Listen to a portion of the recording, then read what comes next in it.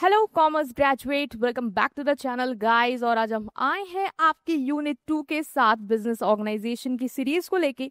आप लोग का काफी ज्यादा मतलब था कि मैम बिजनेस ऑर्गेनाइजेशन कवर कराओ, बिजनेस ऑर्गेनाइजेशन कवर कराओ। मैंने कवर कराना शुरू भी कर दिया, यूनिट 1 बना भी दी, आज यूनिट 2 है, बट आप लोग ने सब्सक्राइब ही नहीं किया।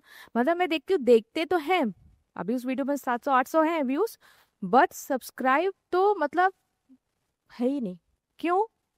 क्या आप लोग को लगता है अरे मैम क्या करना है सब टाइम, बस पढ़ना है, मैम खोए हुए हैं? अरे बेटा, आपके मोटिवेशन मैं दे रही हूँ ना, मैं अच्छे से समझा रही हूँ, कवर करा रही हूँ ना, तो आपको करना है कि आप भी मेरे को मोटिवेशन दो, है ना। आप भी चैनल को सब्सक्राइब करो तो कुछ नहीं जाएगा, सब्सक्राइब करना है, मेरा मोटिवेशन थोड़ा हाई हो जाएगा, मुझे लगे यार मेरी 1 लाख फैमिली कंप्लीट हो जाएगी।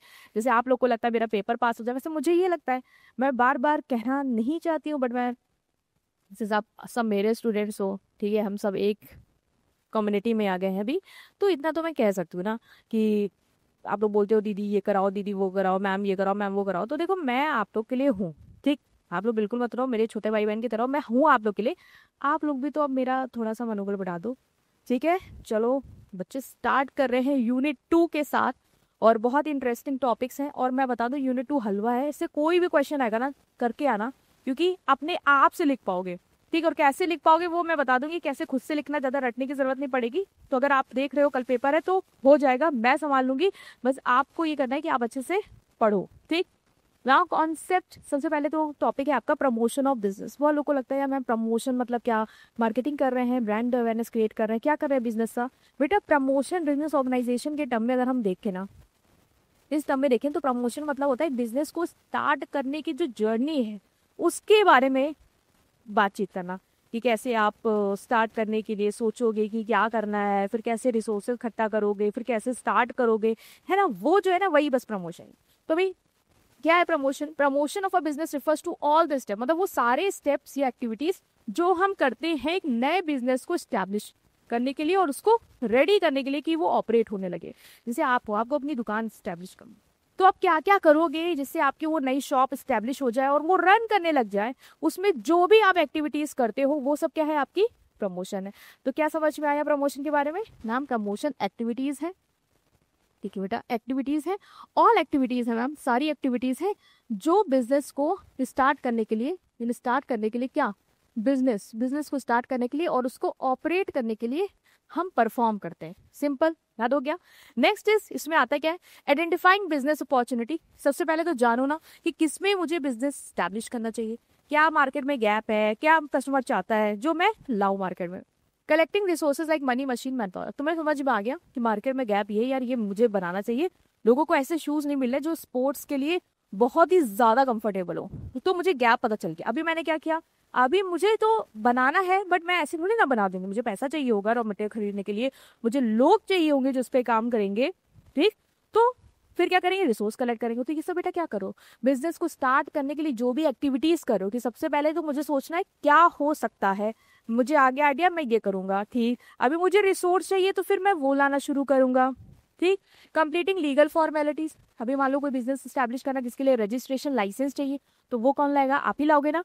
तो मैन आ गया, मशीन आ गया, और सब स्टार्ट हो गया, मतलब स्टार्ट करने के कगार में है। अभी देखा होगा यार, कोई लॉ तो नहीं है, रेगुलेशन तो नहीं है, लेकिन इन्वायरमेंटल फैक्ट्री लगानी तो इन्वायरमेंटल पोल्यूशन एक्ट के तहत कुछ रजिस्ट्रेशन वगैरह में भी कराना पड़ जाए। पार्टनरशिप कर रहे हैं मान लो, तो उसका रजिस्ट्रेशन कराना पड़ जाए। अभी पार्टनरशिप समझाऊंगी, पढ़ के आए हो तुम लोग वैसे भी।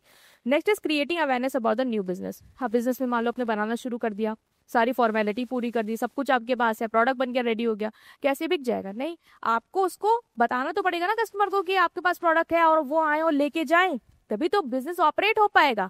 तो ये जो सारी एक्टिविटीज है ना बेटा, जो आप करोगे बिजनेस को स्टार्ट करने के लिए और उसको ऑपरेट करने के लिए, वो सारी एक्टिविटीज क्या है, प्रमोशन। क्या क्या होगा, सबसे पहले मैम मैं सोचूंगा मुझे बिजनेस करना क्या है, अपॉर्चुनिटी आइडेंटिफाई करी, ठीक है, हो गई आइडेंटिफाई। अभी क्या, अभी मैं रिसोर्सेस लाऊंगा। मैम ऐसे थोड़ी ना हो जाएगा, पता तो चल गया कि करना क्या है। अभी तो मुझे रिसोर्स चाहिए, मैन मशीन लेबर, मैंने वो ले आया, ठीक, वो भी आ गई। अब बेटा क्या करोगे, मैं अभी कोई लीगल फॉर्मेलिटीज कर लूँ, पता चला कल को पता चला कि ये कानून में ये बनाना था और मैंने बनाया नहीं लाइसेंस, और मेरा शॉप कैंसिल हो जाए, लाइसेंस मतलब वो उसको हटा दिया जाए। अच्छा हाँ, तो लीगल फॉर्मेलिटीज कर लेता हूँ मैम, बिल्कुल सेफ जोन में आ गया मैम। अभी अभी बन गया मैम प्रोडक्ट, अभी क्या, अब मैम प्रमोशन तो करेंगे, कस्टमर को पता कैसे चलेगा कि वो चीज़ आ गई है जो वो चाह रहा था। हाँ, तो ये सारी एक्टिविटीज़ क्या है आपकी बेटा, प्रमोशन ऑफ बिजनेस। ठीक है, बेसिकली यहाँ पे आप प्लान करते हो, ऑर्गेनाइज करते हो, टेक नेसेसरी स्टेप्स, ये मन हो तो पढ़ो, वरना इतना याद रखो कि वो business activities, all the business activities जो आप करते हो बिजनेस को स्टार्ट करने के लिए, उसको ऑपरेट करने के लिए क्या क्या करोगे ये भी आपको पता है। सबसे पहले बीओ, बीओ शॉर्टकट लिख रही हूँ कि बिजनेस अपॉर्चुनिटी को आइडेंटिफाई करेंगे, रिसोर्सेस कलेक्ट करेंगे, और इसके बाद क्या करेंगे, रिसोर्सेस कलेक्ट हो गई, लीगल फॉर्मेलिटीज पूरी करेंगे, लीगल फॉर्मेलिटीज पूरी करेंगे, और क्या करेंगे, लीगल फॉर्मेलिटीज मैम कर ली, बिजनेस सेटअप हो गया, सारी चीजें हो गई, अभी ऑपरेट करेंगे, कस्टमर में अवेयरनेस क्रिएट कर देंगे। ओके बेटा, क्रिएट करेंगे अवेयरनेस, याद हो गया आपको, याद करते हुए चलेंगे। ये शॉर्टकट में नोट्स बनाओ, ठीक है, इसकी स्क्रीनशॉट लो, क्योंकि अगर कल पेपर है तो कुछ बड़ा बड़ा लिखने की जरूरत नहीं है, जल्दी जल्दी शॉर्टकट में नोट्स बनाओ, ये ऐसे से रिवाइव करके चले जाना, हो जाएगा। ठीक, नेक्स्ट इज, हमने एग्जाम्पल लिया, जैसे आरव है, उससे डिसाइड किया कि उसको एक नया कैफे खोलना है। इससे पहले हमने एग्जाम्पल में पार्ट 1 में आरव का ही एग्जाम्पल ले रहे थे, शुरुआत की थी हमने, कैफे खोलना है, कैफे खोलना है, कैफे खोलना, चिल कैफे था। ठीक, अभी उसको नया कैफे खोलना है, नया कैफे खोलना मतलब मैम नया बिजनेस स्टार्ट करना, उसके लिए वो बहुत सारी एक्टिविटीज करेगा, है ना। नया कैफे में सोचेगा कि अब नए कैफे में उसको समझना पड़ेगा बिजनेस की अपॉर्चुनिटी कैसी है। मान लो पुराना नया कोई कैफे ना होता, ब्रांच ना होती, तो उसको ये सोचना था कौन सा बिजनेस सेगमेंट स्टार्ट करना है, बट अभी पता है उसको कि कैफे ही खोलना है, तो अभी वो देखेगा कि डिमांड किस चीज़ की ज़्यादा, कौन सा प्रोडक्ट बना दूं मैं। ठीक बेटा, फिर फंड लाएगा, रिसोर्सेज लाएगा, मान लो हायरिंग वायरिंग करनी है वो कर लेगा, जीएसटी का फूड लाइसेंस कंप्लीट करेगा, और फिर प्रमोट करेगा इंस्टाग्राम थ्रू की एड्स के थ्रू कि ये आउटलेट हो गया। देखते नहीं हो आजकल इन्फ्लुएंसर क्या करते हैं, मैं जा रहा हूँ यहाँ खाने, यहाँ खाना बहुत अच्छा है, आप ही आइए, वो करवाएगा, अवेयरनेस क्रिएट करेगा। ये सारी एक्टिविटीज क्या है आपकी, प्रमोशन। क्लियर हो गया, बहुत इजी टॉपिक था। ओके, नेक्स्ट जो आपके सिलेबस में है वो है कंसीडरेशन इन एस्टैब्लिशिंग न्यू बिजनेस। अगर आपको नया बिजनेस एस्टैब्लिश करना है तो आपको क्या क्या कंसीडर करना पड़ेगा, वो पे आते हैं। Here are the main consideration with related example. क्या क्या कंसीडर करना है, मैम मुझे नया बिजनेस स्टार्ट करना है, मैं क्या कंसीडर करूँगी, खुद सोचो, अभी खुद सोचो, तो उस पर मत जाओ। आपको कोई नया बिजनेस स्टार्ट करना है, आप क्या सोचोगे, मान लो आपको कैफे खोलना है, क्या सोचोगे, मैम ये सोचूंगा कि क्या मेरे पास उतना पैसा है, अपने लेवल पे मैं सोचूंगा मैं पैसा है, क्या उसकी डिमांड है, बिकेगा भी, ऐसा तो नहीं है उसमें ज़्यादा रिस्क है, लॉस है, और रिसोर्सेज कहाँ से लाऊंगा, पैसे कहाँ से अरेंज करूंगा, लोकेशन क्या होगी, कहाँ खोलूँ मैं। ठीक है, और क्या सोचेंगे, और मैम सोचूंगा कि बिजनेस का साइज क्या रखना है, बड़ा रखना है, छोटा रखना है, क्या आप रखेंगे, बड़े लेवल पे स्टार्ट करूं या छोटे से ही शुरुआत करूं, मैम ये सारी चीज़ें मैं सोचूंगा, तब जाके मैं बिजनेस खोलूंगा। बेटा यही है आपका कि क्या क्या कंसीडर करोगे बिजनेस को खोलने से पहले। पहला है selection of business line, choose what type of business start. पहले तो यही पता कर लो कि कौन सा बिजनेस तुमको स्टार्ट करना है, ठीक, और क्यों स्टार्ट करना है, क्यों वो इंपॉर्टेंट है। ठीक, मोस्ट इंपॉर्टेंट स्टेप, सबसे पहले मार्केट की डिमांड। कैसे पता चलेगा मैम कि कौन सा बिजनेस स्टार्ट करना चाहिए, बेटा देखो कि मार्केट में डिमांड है कि नहीं। जैसे आपको फूड बिजनेस स्टार्ट करना है, मान लो, ठीक, आपको लग रहा है फूड बिजनेस स्टार्ट करते हैं, तो फिर देखो कि उसकी डिमांड है या नहीं। ठीक, मार्केट में डिमांड है या नहीं, तुम्हारा उसमें इंटरेस्ट है या नहीं, तुमको जो रिसोर्स चाहिए उसके लिए वो अवेलेबल है या नहीं। ठीक, तो सबसे पहले क्या क्या फैक्टर कंसिडर करते हो नए बिजनेस स्टार्ट करने से पहले, तो सबसे पहले करेंगे कि कौन सा बिजनेस स्टार्ट करना है। ठीक है मैम, सबसे पहले हम समझेंगे कि कौन सा बिजनेस लाइन स्टार्ट करनी है। नेक्स्ट इज बिजनेस का साइज। एक बार तुमको समझ में आ गया कि फूड कैफे रन करना, मुझे इंटरेस्ट भी है, मुझे मजा आती खाना वाना कुक करने में, और कस्टमर से इंटरेक्ट करने में मैं कर सकता हूँ, मेरे पास रिसोर्सेज भी हैं, पैसे वैसे हैं, जितना मैं अरेंज कर लूंगा और हो जाएगा। ठीक है, मैंने अपनी लाइन चूज कर ली कि मुझे इस लाइन में, सेगमेंट में जाना है, फूड सेगमेंट में जाना है। नेक्स्ट जो फैक्टर कंसीडर करते हैं वो है साइज। अभी कितना बड़ा करना है, स्मॉल एक स्टॉल लगा दे हो जाएगा, कैफे खोल दे छोटा सा, या लार्ज स्केल पे करना है। स्मॉल स्केल मतलब अगर छोटे लेवल पे करोगे तो इन्वेस्टमेंट कम चाहिएगा, पैसे कम लगेंगे, है ना, क्योंकि लो लेवल पे कर रहे हो, रिस्क लोअर है। क्यों, क्योंकि कल को बंद भी हो गया स्मॉल कैफे, तो ज्यादा नहीं बेटा आपने इन्वेस्ट किया था कि आपको बहुत नुकसान होगा, उतना ही होगा जितना किया था। लार्ज स्केल पे करोगे तो इन्वेस्टमेंट हाइयर है। ठीक, इन्वेस्टमेंट हाइयर मतलब पैसे ज्यादा लगाने पड़ेंगे, और इसके साथ साथ आपकी रीच भी ज्यादा होगी। रीच ज्यादा होगी मतलब ज्यादा लोग तक पहुंचोगे। ठीक, तो ये फायदे हैं, मतलब ये फायदे बताएंगे आपको कि बड़े लेवल पे करोगे ये फायदा है, छोटे लेवल पे करोगे ये फायदा है। तो एक बार लाइन समझ ली कि फुल लाइन पे जाना, अभी समझो कि किस लेवल, किस स्केल पे हमें करना है, small scale, large scale, medium scale. ये सब फैक्टर है जो बिजनेस स्टार्ट करने से पहले कंसीडर करने होते हैं। बहुत आसान है, अपनी लैंग्वेज में लिख के आना। लोकेशन डिसाइड करेंगे मैम कि कहाँ पे करेंगे, लोकेशन डिसाइड करेंगे। लोकेशन, क्योंकि लोकेशन ही है जो हमें कस्टमर ला के देती है। अगर अच्छी लोकेशन में तो कस्टमर आएंगे, ठीक है, फुटफॉल अच्छा होगा मेरा, और प्रॉफिट भी उसी से फिर बन जाएगा। नहीं होगा तो ऑफ कोर्स। तो अगर लोकेशन बेटा आपको बिजनेस से सेलेक्ट करनी है तो कौन कौन से फैक्टर कंसिडर कर सकते हो? मैं मार्केट के कितनी नियर है, अगर वही लोकेशन करूंगा जो मार्केट के नियर हो। रॉ मटेरियल और लेबर मिल जाएंगे कि नहीं मिल जाएंगे, ऐसी लोकेशन में तो करोगे कि एम्प्लॉयज आ पाएंगे कि नहीं आ पाएंगे, वरना अकेले बैठ के क्या ही बना लोगे। ट्रांसपोर्टेशन फैसिलिटी अवेलेबल है या नहीं, कल को सामान मंगाना है, रॉ मटेरियल मंगाना है तो आ पाएगा कि नहीं आ पाएगा। इनके हिसाब से आप डिसाइड करते हो कि कौन सी लोकेशन में बिजनेस स्टार्ट करना चाहिए। नेक्स्ट इज फाइनेंशियल रिक्वायरमेंट, मतलब हर बिजनेस को पैसा चाहिए, कॉस्ट बिजनेस को सेटअप करने के लिए, डे टू डे चलाने के लिए, और कोई इमरजेंसी होगी तब भी। तो दूसरा फैक्टर जो हम कंसीडर करेंगे, मतलब चौथा फैक्टर जो हम कंसीडर करेंगे नए बिजनेस स्टार्ट करते समय, वो करेंगे कि पैसों की रिक्वायरमेंट कितनी है, ठीक है, वो कैसे पूरी होगी। लीगल रिक्वायरमेंट, जो भी बिजनेस में जा रहे हो, लाइक फूड में जा रहे हो तो आपको फूड लाइसेंस चाहिए होगा, जीएसटी नंबर चाहिए होगा, तो लीगल रिक्वायरमेंट भी हम कंसीडर करते हैं कि कौन कौन सी है उस बिजनेस के लिए, ठीक है, वो कंप्लीट करना जरूरी है। मार्केट कंडीशन कैसी है, कंपटीशन कितना है उस सेगमेंट में जिसमें मैं जा रहा हूँ, कस्टमर कितना प्रेफर करते हैं, प्राइस ट्रेंड क्या रहते हैं, बहुत सस्ते में बेचते हैं लोग, बहुत महंगे में बेचते हैं, क्या चल रहा है वहाँ पे, तो ये भी आपको कंसिडर करना पड़ेगा। Next is availability of workforce, जो वर्कर आपको चाहिए, मान लो स्किल्ड, आपने कोई सेगमेंट खोला जहाँ पे स्किल्ड वर्कर चाहिए, तो वो मार्केट से मिल पाएंगे नहीं मिल पाएंगे, वो आपको अवेलेबल होगा नहीं हो पाएगा, ये भी कंसिडर करेंगे। देन हम समझेंगे कि हमें बिजनेस स्टार्ट किस उसमें करना है। मान लो मुझे लग रहा है इसके लेबर नहीं मिल पाएगा, तो फिर मैं उस आइडिया को छोड़ दूंगी, फिर मैं कुछ और देखूंगी जो अनस्किल्ड लेबर के साथ हो सकता है, या एडजस्टमेंट सोचेंगे, ठीक। तो ये था, ये बहुत ईजी है आपका कि कौन कौन सी चीजें आप कंसीडर करेंगे बिजनेस को स्टार्ट करने से पहले। सबसे पहले तो आप सोचेंगे कि बिजनेस की लाइन कौन सी होनी चाहिए, क्या होनी चाहिए, बिजनेस की लाइन, मतलब किस सेगमेंट में स्टार्ट करें। फिर हम स्केल के बारे में सोचेंगे कि लार्ज करें, मीडियम करें या स्मॉल करें, ठीक है, फिर हम वो सोचेंगे। फिर और क्या सोचेंगे आप, और आप सोचेंगे मैम मनी हो पाएगा कि नहीं हो पाएगा, फाइनेंशियल रिक्वायरमेंट पूरी हो पाएगी कि नहीं हो पाएगी। रिसोर्स से आ जाओ, ट्रिक फाइनेंशियल हो जाएगा, ह्यूमन रिसोर्स मिल पाएंगे कि नहीं मिल पाएंगे, मतलब इसकी लेबर और ये सब मुझे मिल पाएंगे कि नहीं मिल पाएंगे अगर मुझे चाहिए, ठीक। मनी हो गया, मैन हो गया, मटेरियल, मैम रॉ मटेरियल मिल पाएगा कि नहीं मिल पाएगा, अवेलेबिलिटी ऑफ, ठीक है, लिख लेना, अवेलेबिलिटी ऑफ सप्लाई या रॉ मटेरियल मिल पाएगा कि नहीं मिल पाएगा, मार्केट की क्लोज है या नहीं है, कस्टमर रीच मिल पाएगी कि नहीं मिल पाएगी, ठीक है, बेसिक फैसिलिटी मिल पाएंगे नहीं मिल पाएगी, लीगल रिक्वायरमेंट क्या है, ये सब सोचेंगे। देन हम कंसिडर करने के बाद बिजनेस स्टार्ट करेंगे, ठीक। नेक्स्ट है आपका, ये भी बहुत इजी टॉपिक है, पूरा चैप्टर बहुत इजी बेटा। Next is qualities of successful business. एक अच्छा, जैसे आपको सक्सेसफुल बिजनेस बनना है, बिजनेसमैन बनना है, तो आप क्या चाहोगे कि आपके अंदर क्या क्या क्वालिटीज होनी चाहिए, क्या क्या क्वालिटीज देखते हो सक्सेसफुल बिजनेसमैन में, क्या क्या क्वालिटीज देखते हो, देखा ही होगा बिजनेसमैन को क्या क्वालिटीज होती है उनमें।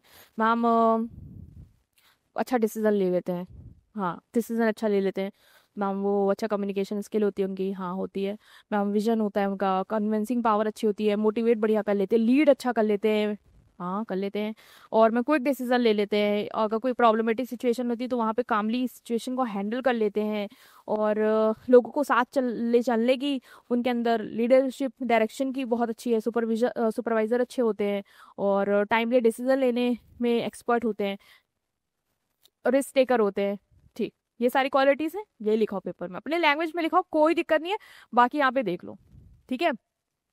विजनरी थिंकिंग होनी चाहिए। A successful businessman has a clear vision of where they want the business to go in the future. ये थोड़ा सा लिख देना, विजनरी थिंकिंग, इससे टीचर को लगेगा आप बड़ा बढ़िया सोच समझ के पढ़ के आए हो, ऐसे उड़ा नहीं रहे हो। विजनरी थिंकिंग बेटा क्या होती है कि आपको पता होना चाहिए, आपका विजन होना चाहिए कि आपको कहाँ जाना है, ठीक है। बेसिक बेसिक चीजें करो, लेकिन आपको अल्टीमेट गोल पता होना चाहिए कि मुझे वहां पहुंचना है, और मुझे वहां पहुंचने के लिए ये स्टेप्स लेने हैं। तो जो बिजनेसमैन इस चीज को लेके क्लियर रहता है कि उसको अल्टीमेटली क्या चाहिए, वो एक सक्सेसफुल बिजनेसमैन की कैटेगरी में आएगा, ठीक। रिस्क टेकिंग एबिलिटी, हमने बोला भी था, रिस्क टेक कर पाए, कोई अनसर्टेनिटी है तो वह घबरा के बैठ ना जाए, उसको पता होना चाहिए कि बिजनेस है, प्रॉफिट बनाना है, तो अनसर्टेनिटी होगी ही होगी। तो एक गुड बिजनेसमैन कैलकुलेटेड रिस्क लेता है, अंधा रिस्क भी नहीं लेना, सोच समझ के कैलकुलेटेड रिस्क लेना, जिससे अपने बिजनेस को ग्रो करा ले जाओ, ठीक। अंधा लोगे देखिए बैठ ही गए, हम बहुत क्या देखिएगा ले सकते हैं को स्मार्ट डिसीजन ले सकते हैं, जिससे वो बिजनेस को सरवाइव करा पाए। लीडरशिप और टीम वर्क मैनेजमेंट होता है, सक्सेसफुल बिजनेस की क्वालिटी होती है बिजनेसमैन की, तो ये कुछ काम देते जा पाते करके और कॉन्फ्लिक्ट से रिजॉल्व करके नॉलेज ऑफ बिजनेस। उनको अच्छी ऑफकोर्स बिजनेस मैन है, सक्सेसफुल है, तो बिजनेस की अच्छी खासी नॉलेज तो होगी। उनको साउंड नॉलेज होगी इंडस्ट्री की, मार्केट की, ट्रेंड की, कॉम्पिटिटर्स की, जिससे वो अच्छे से डिसीजन ले पाए। ऑनेस्टी एंड इंटीग्रिटी, मतलब उनका एम्प्लॉयज के ऊपर भरोसा होना चाहिए। ठीक है, एम्प्लॉयज उन पे भरोसा करे, वो एम्प्लॉयज पे भरोसा करे, वो सच्चे रहे, ट्रांसपेरेंट रहे, किसी तरह धोखाधड़ी नहीं करनी है। तो building trust with employees, customers and investors crucial for long term success. Long term success के लिए जरूरी है कि आपके कस्टमर का आप पे भरोसा हो। रतन टाटा जो थे, उनके ऊपर लोगों को भरोसा था। ठीक है, तो उन्होंने लोगों का भरोसा कमाया, अपने एम्प्लॉयज का भरोसा कमाया, अपने कस्टमर्स का भरोसा कमाया। ठीक, तो ये क्या है, ये सक्सेसफुल बिजनेसमैन की क्वालिटी है कि उनके अंदर ये फीचर्स होने चाहिए कि उनको लोग ट्रस्ट करें। अडॉप्टेबिलिटी, मतलब कोई भी सिचुएशन आई मार्केट तो में चेंज तो आती, कल को कोई टेक्नोलॉजी। एक सक्सेसफुल बिजनेसमैन वो होता है जो चेंज को अडॉप्ट कर ले, इंस्टेड उसको रेसिस्ट करे कि नहीं हमें नहीं लाना तो फिर आपको कस्टमर भी नहीं लाएंगे। कम्युनिकेशन स्किल, भाई बातचीत करने का ही सारा गेम है। एम्प्लॉयज को कन्विंस करना है, कस्टमर को कन्विंस करना है, इन्वेस्टर्स को कन्विंस करना है। अगर ये नहीं अच्छी होगी इनके अंदर तो सक्सेसफुल बिजनेसमैन कैसे होंगे। तो स्ट्रॉन्ग कम्युनिकेशन स्किल होती है जिससे वो डील्स को नेगोशिएट कर पाते हैं। कोई डील आई है, इसमें इनको अपनी पॉइंट रखने की, सर इतना करते, तो वो तभी हो पाएगा जब अच्छे से आप बातचीत कर पाते हो, अपना पॉइंट रख पाते हो, मोटिवेट कर पाओ एम्प्लॉयज को, स्ट्रॉन्ग रिलेशनशिप बिल्ड कर पाओ। ठीक, तो इसमें आप लिख सकते हो कि कम्युनिकेशन स्किल अच्छी होती है, अच्छे लिस्ट टेकर होते हैं। ठीक, list taker, quick decision maker. ठीक है, और जो भी आपको आए ना सारे पॉइंट यहाँ लिखाना। Visionary thinking, leadership quality. ठीक, लीडरशिप क्वालिटी और नेगोशिएशन स्किल मेरे कम्युनिकेशन में आ जाएगा। अडॉप्टेबिलिटी, ये सारे पॉइंट की ट्रिक बना लो और याद करके उसको चले जाना। अपने आप से भी लिखाओगे तो भी हो जाएगा, आपने पढ़ लिया ना, आपको दिमाग में बैठ गया होगा। अभी आते हैं फॉर्म ऑफ बिजनेस ऑर्गेनाइजेशन, जिससे क्वेश्चन आता है कि कितने फॉर्म है बिजनेस ऑर्गेनाइजेशन के। हर फॉर्म से कुछ ना कुछ पूछ लेगा वो, चाहे वो सोल ट्रेडर से पूछे, वो पार्टनरशिप से पूछे, कंपनी से पूछे, किसी से भी पूछे, वो पूछ सकता है। एंड द बेस्ट पार्ट ये होता है कि जैसे कोई भी क्वेश्चन आए ना आप निकाल लोगे, बिकॉज बहुत ईजी, आपको मेन जस्ट पता हो जाए, मीनिंग पता हो जाए, देन उससे आप फीचर बना सकते हो, उससे आप मेरिट बना सकते हो, उससे आप डिमेरिट बना सकते हो।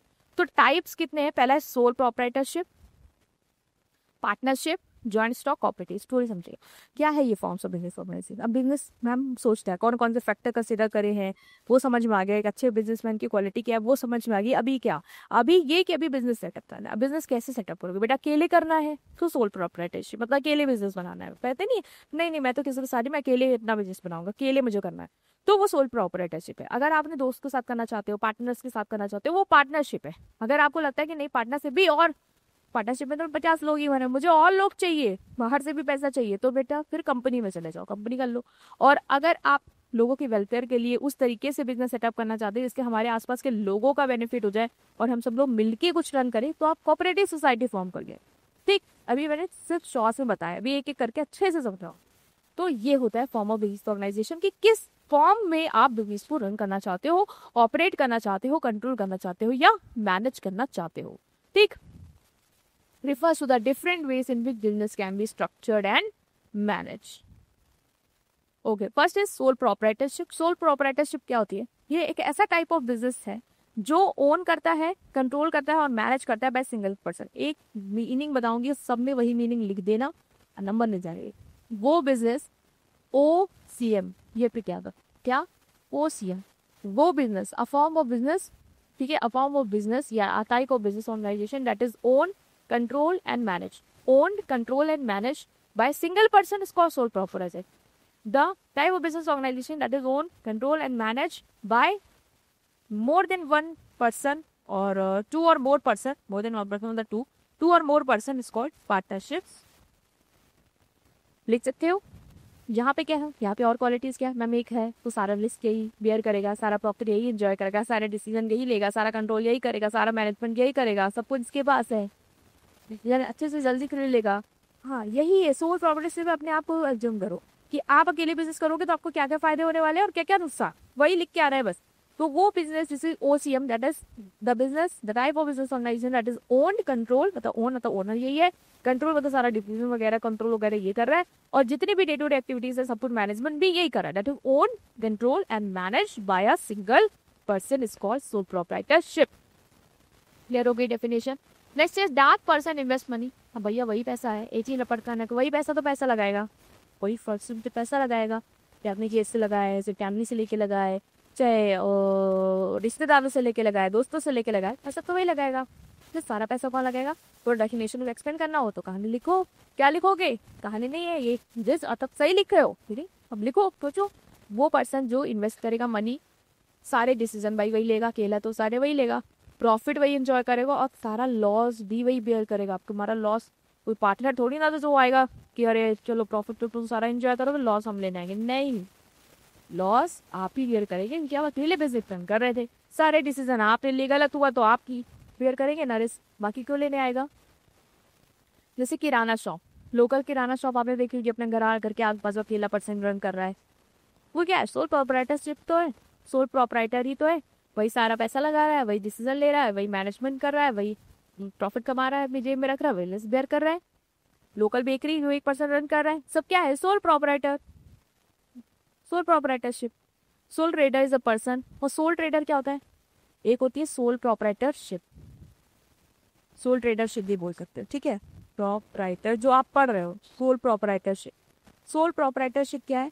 मतलब मैम वो business organization type of business organization that is OCM, that is own control and manage by one person, ठीक। और वो वन पर्सन को बेटा हम नाम क्या देंगे? Soul trader. जो एक पर्सन कैरी करता है बिजनेस को, ठीक है, अकेले, खुद से, खुद के लिए, खुद सारे डिसीजन लेता है, अलोन रिस्पॉन्सिबल है सारे रिजल्ट के लिए, वो पर्सन क्या होगा? वो पर्सन होगा सोल ट्रेडर, सोल प्रोप्राइटर। उसका जो बिजनेस है वो सोल प्रोप्राइटरशिप, ठीक। ओके, फीचर्स की बात करें तो सिंगल ओनरशिप है। फीचर्स को मैं गले कराऊंगी रीडिंग रीडिंग को, क्योंकि बहुत आसान है, इस नाम रेड़ने की जरूरत नहीं है, आपको तो कर भी है तो जल्दी नहीं जाए। पहला सिंगल ओनरशिप, ऑफकोर्स मैम वो अकेले कर रहा है, सिंगल ओनरशिप है, ओनर अकेला है वो। Yes, sole proprietor is completely owned by one individual, एक इंडिविजुअल ही कम्प्लीटली ओन करेगा, क्योंकि वही है ओनर, ठीक। मतलब अब उसको और बढ़ा दो कि मतलब वो सारा पैसा वो लगाएगा, फंड बोरो करेगा, ठीक है, या तो अपना खुद की सेविंग से पैसा लगाएगा या बोरो करके लगाएगा, पूरे बिजनेस के रन करने की रिस्पॉन्सिबिलिटी वो लेगा, सारा रिस्क वो लेगा, सारा प्रॉफिट वो देगा। इसके सारा एक्सप्लेन कर दो पॉइंट अगर पढ़ाना हो आपको। बाकी यार अपना सिंगल ओनरशिप, ये the whole business is control by only one person, that's why is sole single ownership. One man control है, ऑफकोर्स जो भी कंट्रोल है, सारे डिसीजन वगैरह लेना, उसको देखना कि डिसीजन के अकॉर्डिंग चीजें चल रही है नहीं चल रही है, उसको पूरा कंट्रोल करना, वो भी एक ही पर्सन कर रहा है। So in this type of business, all decisions are taken by the proprietor alone. His business में सारे decision कौन लेता है? proprietor अकेले लेता है, ठीक है, ठीक है। He does not need to consult anyone, which make decision making partner touchless. इसको किसी से कंसल्ट करने की जरूरत नहीं कि सर आप बताइए ना क्या कहूँ, मैं बताऊँ, पार्टनर तुम बताओ, पार्टनर कोई नहीं है, सारा डिसीजन आपको लेना है, ठीक है, आपको ही सारा कंट्रोल करना है। तो सिंपल है कि एक पर्सन सारे डिसीजन लेगा, उसको किसी से कंसल्ट करने की जरूरत नहीं है, जिससे डिसीजन मेकिंग भी फास्ट हो जाएगी। नो लीगल एंटिटी मतलब लॉ की नजरों में the proprietor and business are considered the same. ये समझे, लॉ की नजरों में जो प्रोपराइटर है और जो बिजनेस है वो सेम है, मतलब कल को प्रोपराइटर को कुछ होगा तो बिजनेस भी बंद हो जाएगा, ये मान के चलते हैं। तो ये लोग अलग अलग नहीं है कि बिजनेस, इसका बिजनेस अपने नाम पे कोई प्रॉपर्टी खरीद सकता हो या अपने नाम पे साइन कर सकता हो, वो कंपनी में देखेंगे आप, बट यहाँ पे नहीं है ऐसा। यहाँ पे ओनर और बिजनेस क्या है? एक है। कल को ओनर को कुछ होगा तो बिजनेस की भी वर्किंग पे इफेक्ट हो जाएगा, ठीक है। This means business has no separate legal entity. If the owner dies the business automatically comes to an. अगर ओनर मर गया तो बिजनेस भी खत्म हो जाएगा, क्योंकि ओनर और बिजनेस क्या है? सेम है। Next is unlimited liability. जो भी लाइबिलिटी है आपकी वो अनलिमिटेड का मतलब ये लाइबिलिटी आपकी वो क्या है? अनलिमिटेड है। कल को आपका कोई भी नुकसान होता है, अनलिमिटेड मतलब कि जो आपकी रिस्पॉन्सिबिलिटी, जैसे आपने कोई डेट किया हो तो कल को मान लो आपको पैसा वापस करना है, तो ऐसा होगा कि अगर आपको खुद के पास बिजनेस के पास से कम पड़ गया, तो एक बिजनेस आपने मान लो सब कुछ दे दिया, फिर भी उसका पैसा नहीं पूरा हो पा रहा है, तो आपको अपनी पर्सनल प्रॉपर्टी भी बेचनी पड़ेगी उस पूरा करने के लिए, इसका कर्जा। क्योंकि बिजनेस अलग है और आप अलग हो, ऐसा कुछ नहीं है। यहाँ पे बिजनेस और आप एक ही हो, तो इसका मतलब कि कल को बिजनेस अगर नहीं पैसा वापस कर पा रहा है तो आप अपना घर बेच के, अपने एसेट बेच से दो, तो आपको पूरा करना पड़ेगा जब तक दिवाली नहीं हो जाते तब तक। तो ये एक डीमेरिट कह लोगे इसको। और ये अनलिमिटेड लाइबिलिटी है, इसका फीचर है कि लाइबिलिटी अनलिमिटेड होती है आपकी, आप ही रिस्पॉन्सिबल हो सारे लॉस के लिए। अगर आपको अपनी पर्सनल प्रॉपर्टी भी बेचनी पड़े, लाइक हाउस, कार, सेविंग, वो भी आप पे करो, मतलब बेचोगे बिजनेस के डेट को पे करने के लिए। Next is no profit sharing, कोई भी प्रॉफिट शेयरिंग नहीं है। ऑफकोर्स सारा प्रॉफिट कौन एंजॉय करेगा? सोल ट्रेडर एंजॉय करेगा, क्योंकि वही तो सिंगल पर्सन है, वही तो सिंगल पर्सन है जो बिजनेस में सारा पैसा लगाया है, सारे डिसीजन ले रहा है, सारा रिस्क बेयर कर रहा है, इसलिए वही एंजॉय भी करेगा। स्मॉल साइज जनरली जो सोल प्रोप्राइटर है वो स्मॉल साइज में किया जाता है। आपने देखा होगा किराना शॉप, बेकरी शॉप, ये सब सोल ट्रेडर बेसिकली इसी में किया जाता है।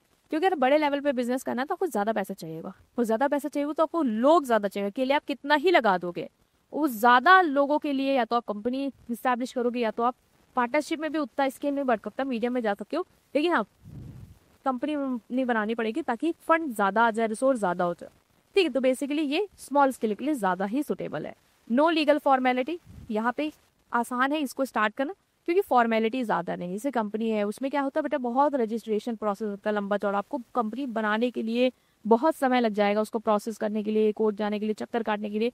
बट यहाँ पे ऐसा कुछ भी नहीं है, यहाँ पे सिंपल है, आप बिना झंझट के स्टार्ट कर सकते हो। आपको ठेला लगाना है, बिना झंझट के स्टार्ट कर सकते हो। हाँ, वहाँ का जो भी आपको रिक्वायरमेंट है कि आपको उससे बात करनी होगी, वो स्लिप लेनी होगी, वो ले लो, या फूड बिजनेस अपने स्टॉल लगा रहे हो तो लाइसेंस ले लो, बस ठीक, और आराम से स्टार्ट कर लो। अभी मेरिट में आते हैं, तो एडवांटेज, मेरिट में बहुत अच्छे से मेरिट क्या है मैम एडवांटेज। ठीक, एडवांटेज क्या है? अभी आपने जितने भी पॉइंट्स पढ़े इसमें से आपको क्या लगा कि इसके फायदे हैं और क्या लगा इसके नुकसान है, वही लिख दो, खत्म, इतना याद करने की जरूरत नहीं। फीचर्स समझे ना अच्छे से, क्या लगा क्या एडवांटेज ही मैम? एडवांटेज है कि वो सारे डिसीजन वो ले रहा था तो क्विक में चाह रहे थे, हाँ ठीक है, सारा प्रॉफिट एंजॉय करेगा वो, ठीक है, किसी से उसको कंसल्ट करने की जरूरत नहीं है, इंडिपेंडेंट है वो, ठीक है। और मैम लाइबिलिटी तो मैम अनलिमिटेड है, वो तो डीमेरिट हो जाएगा। हाँ, वो तो डीमेरिट है, सब कुछ बेचना पड़ रहा है तो कहाँ का फायदा आपको। हाँ, फिर सीक्रेसी मेंटेन हो जाएगी मैम, अकेला रहेगा, किसी से उसको बताने की जरूरत नहीं, चीज़ अपने हिसाब से करेगा और अपनी बातें अपने तक रख पाएगा। हाँ ठीक है, कॉन्फ्लिक्ट नहीं होंगे मैम, दो से ज़्यादा लोग होते हैं तो लड़ाई झगड़ा भी होती है, यहाँ पे तो कोई कॉन्फ्लिक्ट नहीं होगा, अकेले है वो। हाँ, 5 पॉइंट हो गए ना, अच्छे अच्छे से इसको ही लिखाओ। पहला easy to start and close, ये वाला पॉइंट तो मैंने बताया था ना आखिरी में, आसान है, इसमें लीगल फॉर्मेलिटी वगैरह नहीं है, आप सही कह रहे थे, ये भी पॉइंट है, easy to start and end, बेटा इसको स्टार्ट करना इजी, कोई भी ज्यादा पेपर वर्क लीगल फॉर्मेलिटी नहीं, और क्लोज करना भी ये आसान है। आपको कल लगा तो दुकान बंद कर देनी चाहिए, नुकसान रहा बंद कर दो, कंपनी को बंद करने में बहुत ठाम आपको बांधने पड़ते हैं, बट यहाँ पे ऐसा कुछ नहीं है। तो नो लीगल फॉर्मेलिटी, सिंपल है, इजी है स्टार्ट करने का और स्टैब्लिश करने का और बंद करने का, ठीक है। बहुत ही फ्यू लीगल रिक्वायरमेंट है जो आपको करनी होती है, ठीक है, जिस क्लोज को आसान बनाता है और क्लोज करना भी आसान। Next is quick decision, since proprietor ही सारे डिसीजन लेता है ना, सिंस वही एक डिसीजन मेकर है तो उसको किसी से कंसल्ट करने की जरूरत नहीं है या किसी के अप्रूवल के लिए वेट करने की जरूरत नहीं है, सारे डिसीजन उसको लेने हैं तो आराम से जल्दी से ले लेगा। पार्टनर में क्या होता है, सबसे पूछना है, कंपनी में क्या सबसे पूछना है, मीटिंग करनी है तब हम डिसीजन लेंगे, बट यहाँ पे ऐसा नहीं है, तो quick decision making. Direct motivation, owner ही सारा प्रॉफिट अपनी जेब में रखेगा, जब सारा प्रॉफिट उसके पास रहेगा तो मोटिवेटेड रहेगा कि और मेहनत करूंगा तो और पैसा बनाऊंगा, फिर और अपने पास आएगा, तो डायरेक्ट मोटिवेशन इसको मिलता है। ठीक, कॉन्फिडेंशियलिटी, मतलब सोल प्रोपराइटर ओनर जो है वो अकेला है, उसको किसी से चीजें शेयर करने की जरूरत नहीं, कि पार्टनर है तो बताना पड़ेगा उसको भी कि ये हुआ है वो हुआ है, या कंपनी है तो पब्लिक के लिए रिपोर्ट पब्लिश करनी होगी, ऐसा कुछ नहीं है, उसको अपनी बातें अपने तक रख सकता है। तो कॉन्फिडेंशियलिटी है, उसको अपने अकाउंट नहीं पब्लिश करने हैं, उसको अपने सीक्रेट नहीं दूसरे से शेयर करने हैं, तो कंप्लीट कॉन्फिडेंशियलिटी मेंटेन कर सकता है जिस स्ट्रैटेजी को लेके या वो क्या प्लानिंग कर रहा है उसको लेके। ठीक, पर्सनल कांटेक्ट रहता है कस्टमर का, of course sole trader day to day customer से इंटरेक्ट करता है, कि कस्टमर उसके पास आते हैं सामान लेने के लिए, वो कस्टमर के टच में है, उसके साथ अच्छा रिलेशन बना ले जाता है, जिससे कस्टमर को लगता है मैं यहीं से जाके सामान लूँ। आपके भी कोई फेवरेट शॉपकीपर होंगे, आप सोचते हैं मैं इनसे ही लूंगा, है ना, तो वो क्या है, वो कि वो बिजनेस में डायरेक्टली इंगेज है, तो वो अच्छा सा रिलेशन बिल्ड कर पा रहे हैं। पार्टनर्स क्या है, एक दो पार्टनर से इंगेज हैं तो वो भी कहीं ना कहीं कर ले जाते हैं, लेकिन कंपनी क्या है, क्या मानिए आपको डायरेक्ट आके रिलायंस के कपड़े बेचते हैं, नहीं, तो वो डायरेक्ट कॉन्टेक्ट नहीं मेंटेन कर पाते, बट यहाँ पे ये फायदा, आप डायरेक्ट रिलेशनशिप बिल्ड कर सकते हो, कस्टमर का ट्रस्ट गेन कर सकते हो। फ्लेक्सिबिलिटी है, सोल प्रोपराइटर को जब भी लगे कि अपना साइज चेंज करना है बिजनेस का और बढ़ाना है या नेचर बदलना है, पार्टनरशिप में स्विच करना, वो कर सकता है आसानी से, इसमें भी कोई झंझट नहीं है, वो फ्री है। ठीक, कोई लीगल रिक्वायरमेंट और रिस्ट्रिक्शन नहीं है उस चीज में। जैसे जैसे लग रहा है सिचुएशन बदल रही है, मुझे चेंजेस करने हैं, आप कर सकते हो। पार्टनरशिप में है कि सबसे डिस्कस करना पड़ेगा, कंपनी में है कि ऑफकोर्स करना पड़ेगा, बट यहाँ पे ऐसा कुछ भी नहीं देखने को मिलेगा। नेक्स्ट इज डीमेरिट क्या है, लिमिटेड कैपिटल। देखो कैपिटल बेटा लिमिटेड है, वो जितना पैसा ला पाएगा उतना ही लाएगा, अपनी जेब से लाएगा, पर्सनल सेविंग से लाएगा, मम्मी पापा से लेगा, फैमिली से लेगा, फ्रेंड से लेगा बस, या अपने नाम पे लोन जो उसको मिल गया वो। अभी कंपनी से कंपेयर करो तो कंपनी में मान लो वो पब्लिक कंपनी है तो कितने शेयर इशू करती है, लाखों शेयर इशू करती है, उसके पास करोड़ों में पैसा आता है।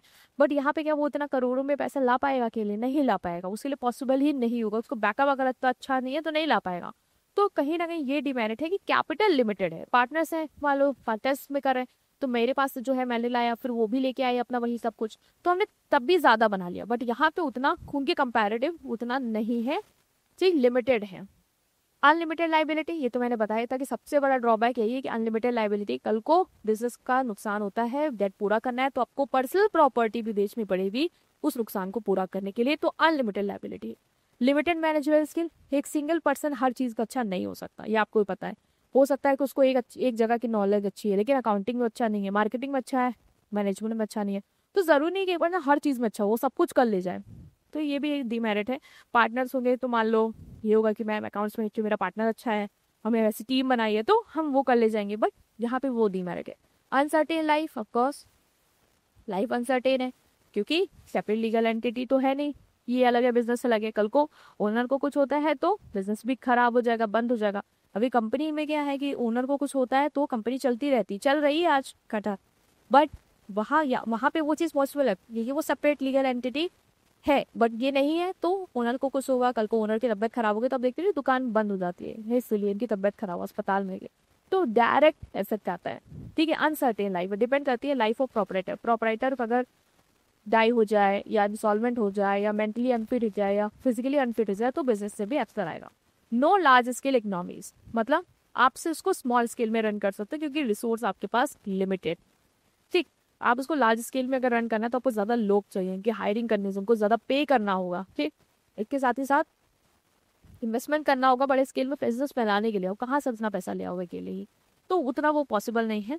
तो नो लार्ज स्केल प्रॉमिस, और जब लार्ज स्केल पे कर नहीं पाओगे तो लार्ज स्केल का बेनिफिट होता है ना कि जब आप बल्क में बनाते हो तो पैसा बचता है, कॉस्ट कम आती है, वो सारे फायदे आप नहीं खा पाओगे। ठीक, वो फायदे आप नहीं खा पाओगे, लार्ज स्केल के बेनिफिट्स नहीं खा पाओगे कि बल्क में खरीद लिया, अच्छी टेक्नोलॉजी ले आए, क्योंकि पैसा है तो एडवांस टेक्नोलॉजी के साथ काम कर रहे हैं, मार्केटिंग में ज़्यादा से ज़्यादा पैसा लगा रहे हैं, वो आप नहीं कर पाओगे क्योंकि आपके पास ऐसा उतना नहीं है यहाँ पे। Next is risk of wrong decision. Wrong decision का भी रिस्क होता है, सिंस सारे डिसीजन आप ले रहे हो, आप जरूरी नहीं हर बार सही ही हो। ठीक, तो डिसीजन गलत होने का चांस रहता है।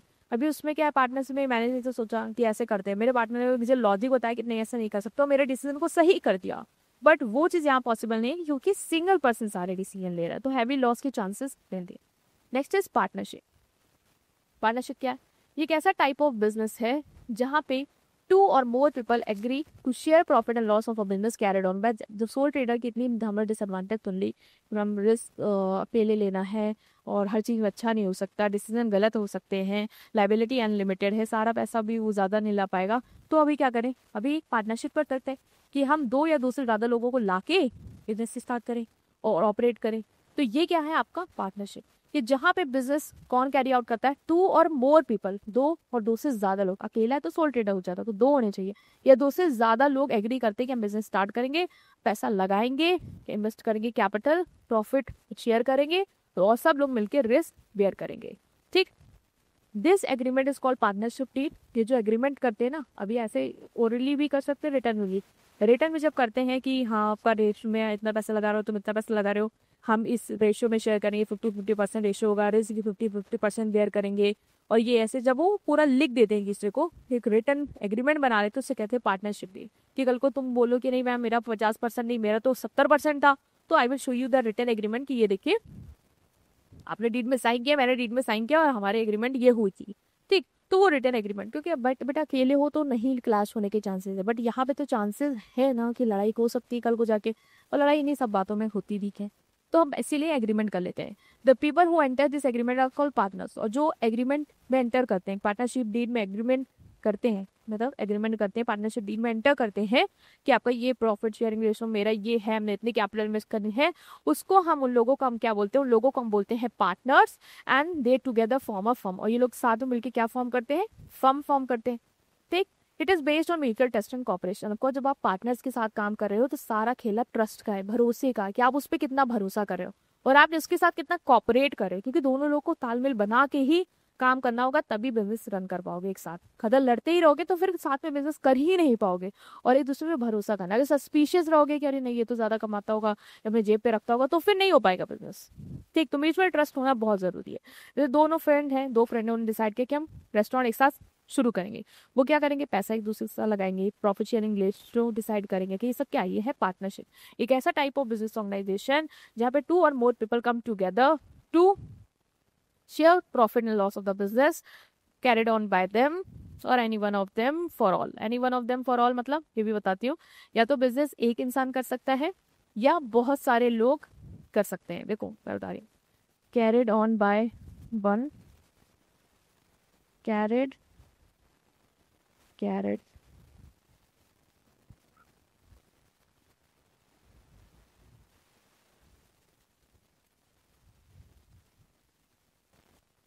कैरिड ऑन बाय ऑल, या तो सब लोग करेंगे, मतलब जितने पार्टनर्स हैं या तो बिजनेस सब लोग करेंगे। ठीक, सब लोग करेंगे मतलब सब लोग डे टू डे वर्किंग में इन्वॉल्व होंगे, डिसीजन लेंगे, मैनेजमेंट करेंगे।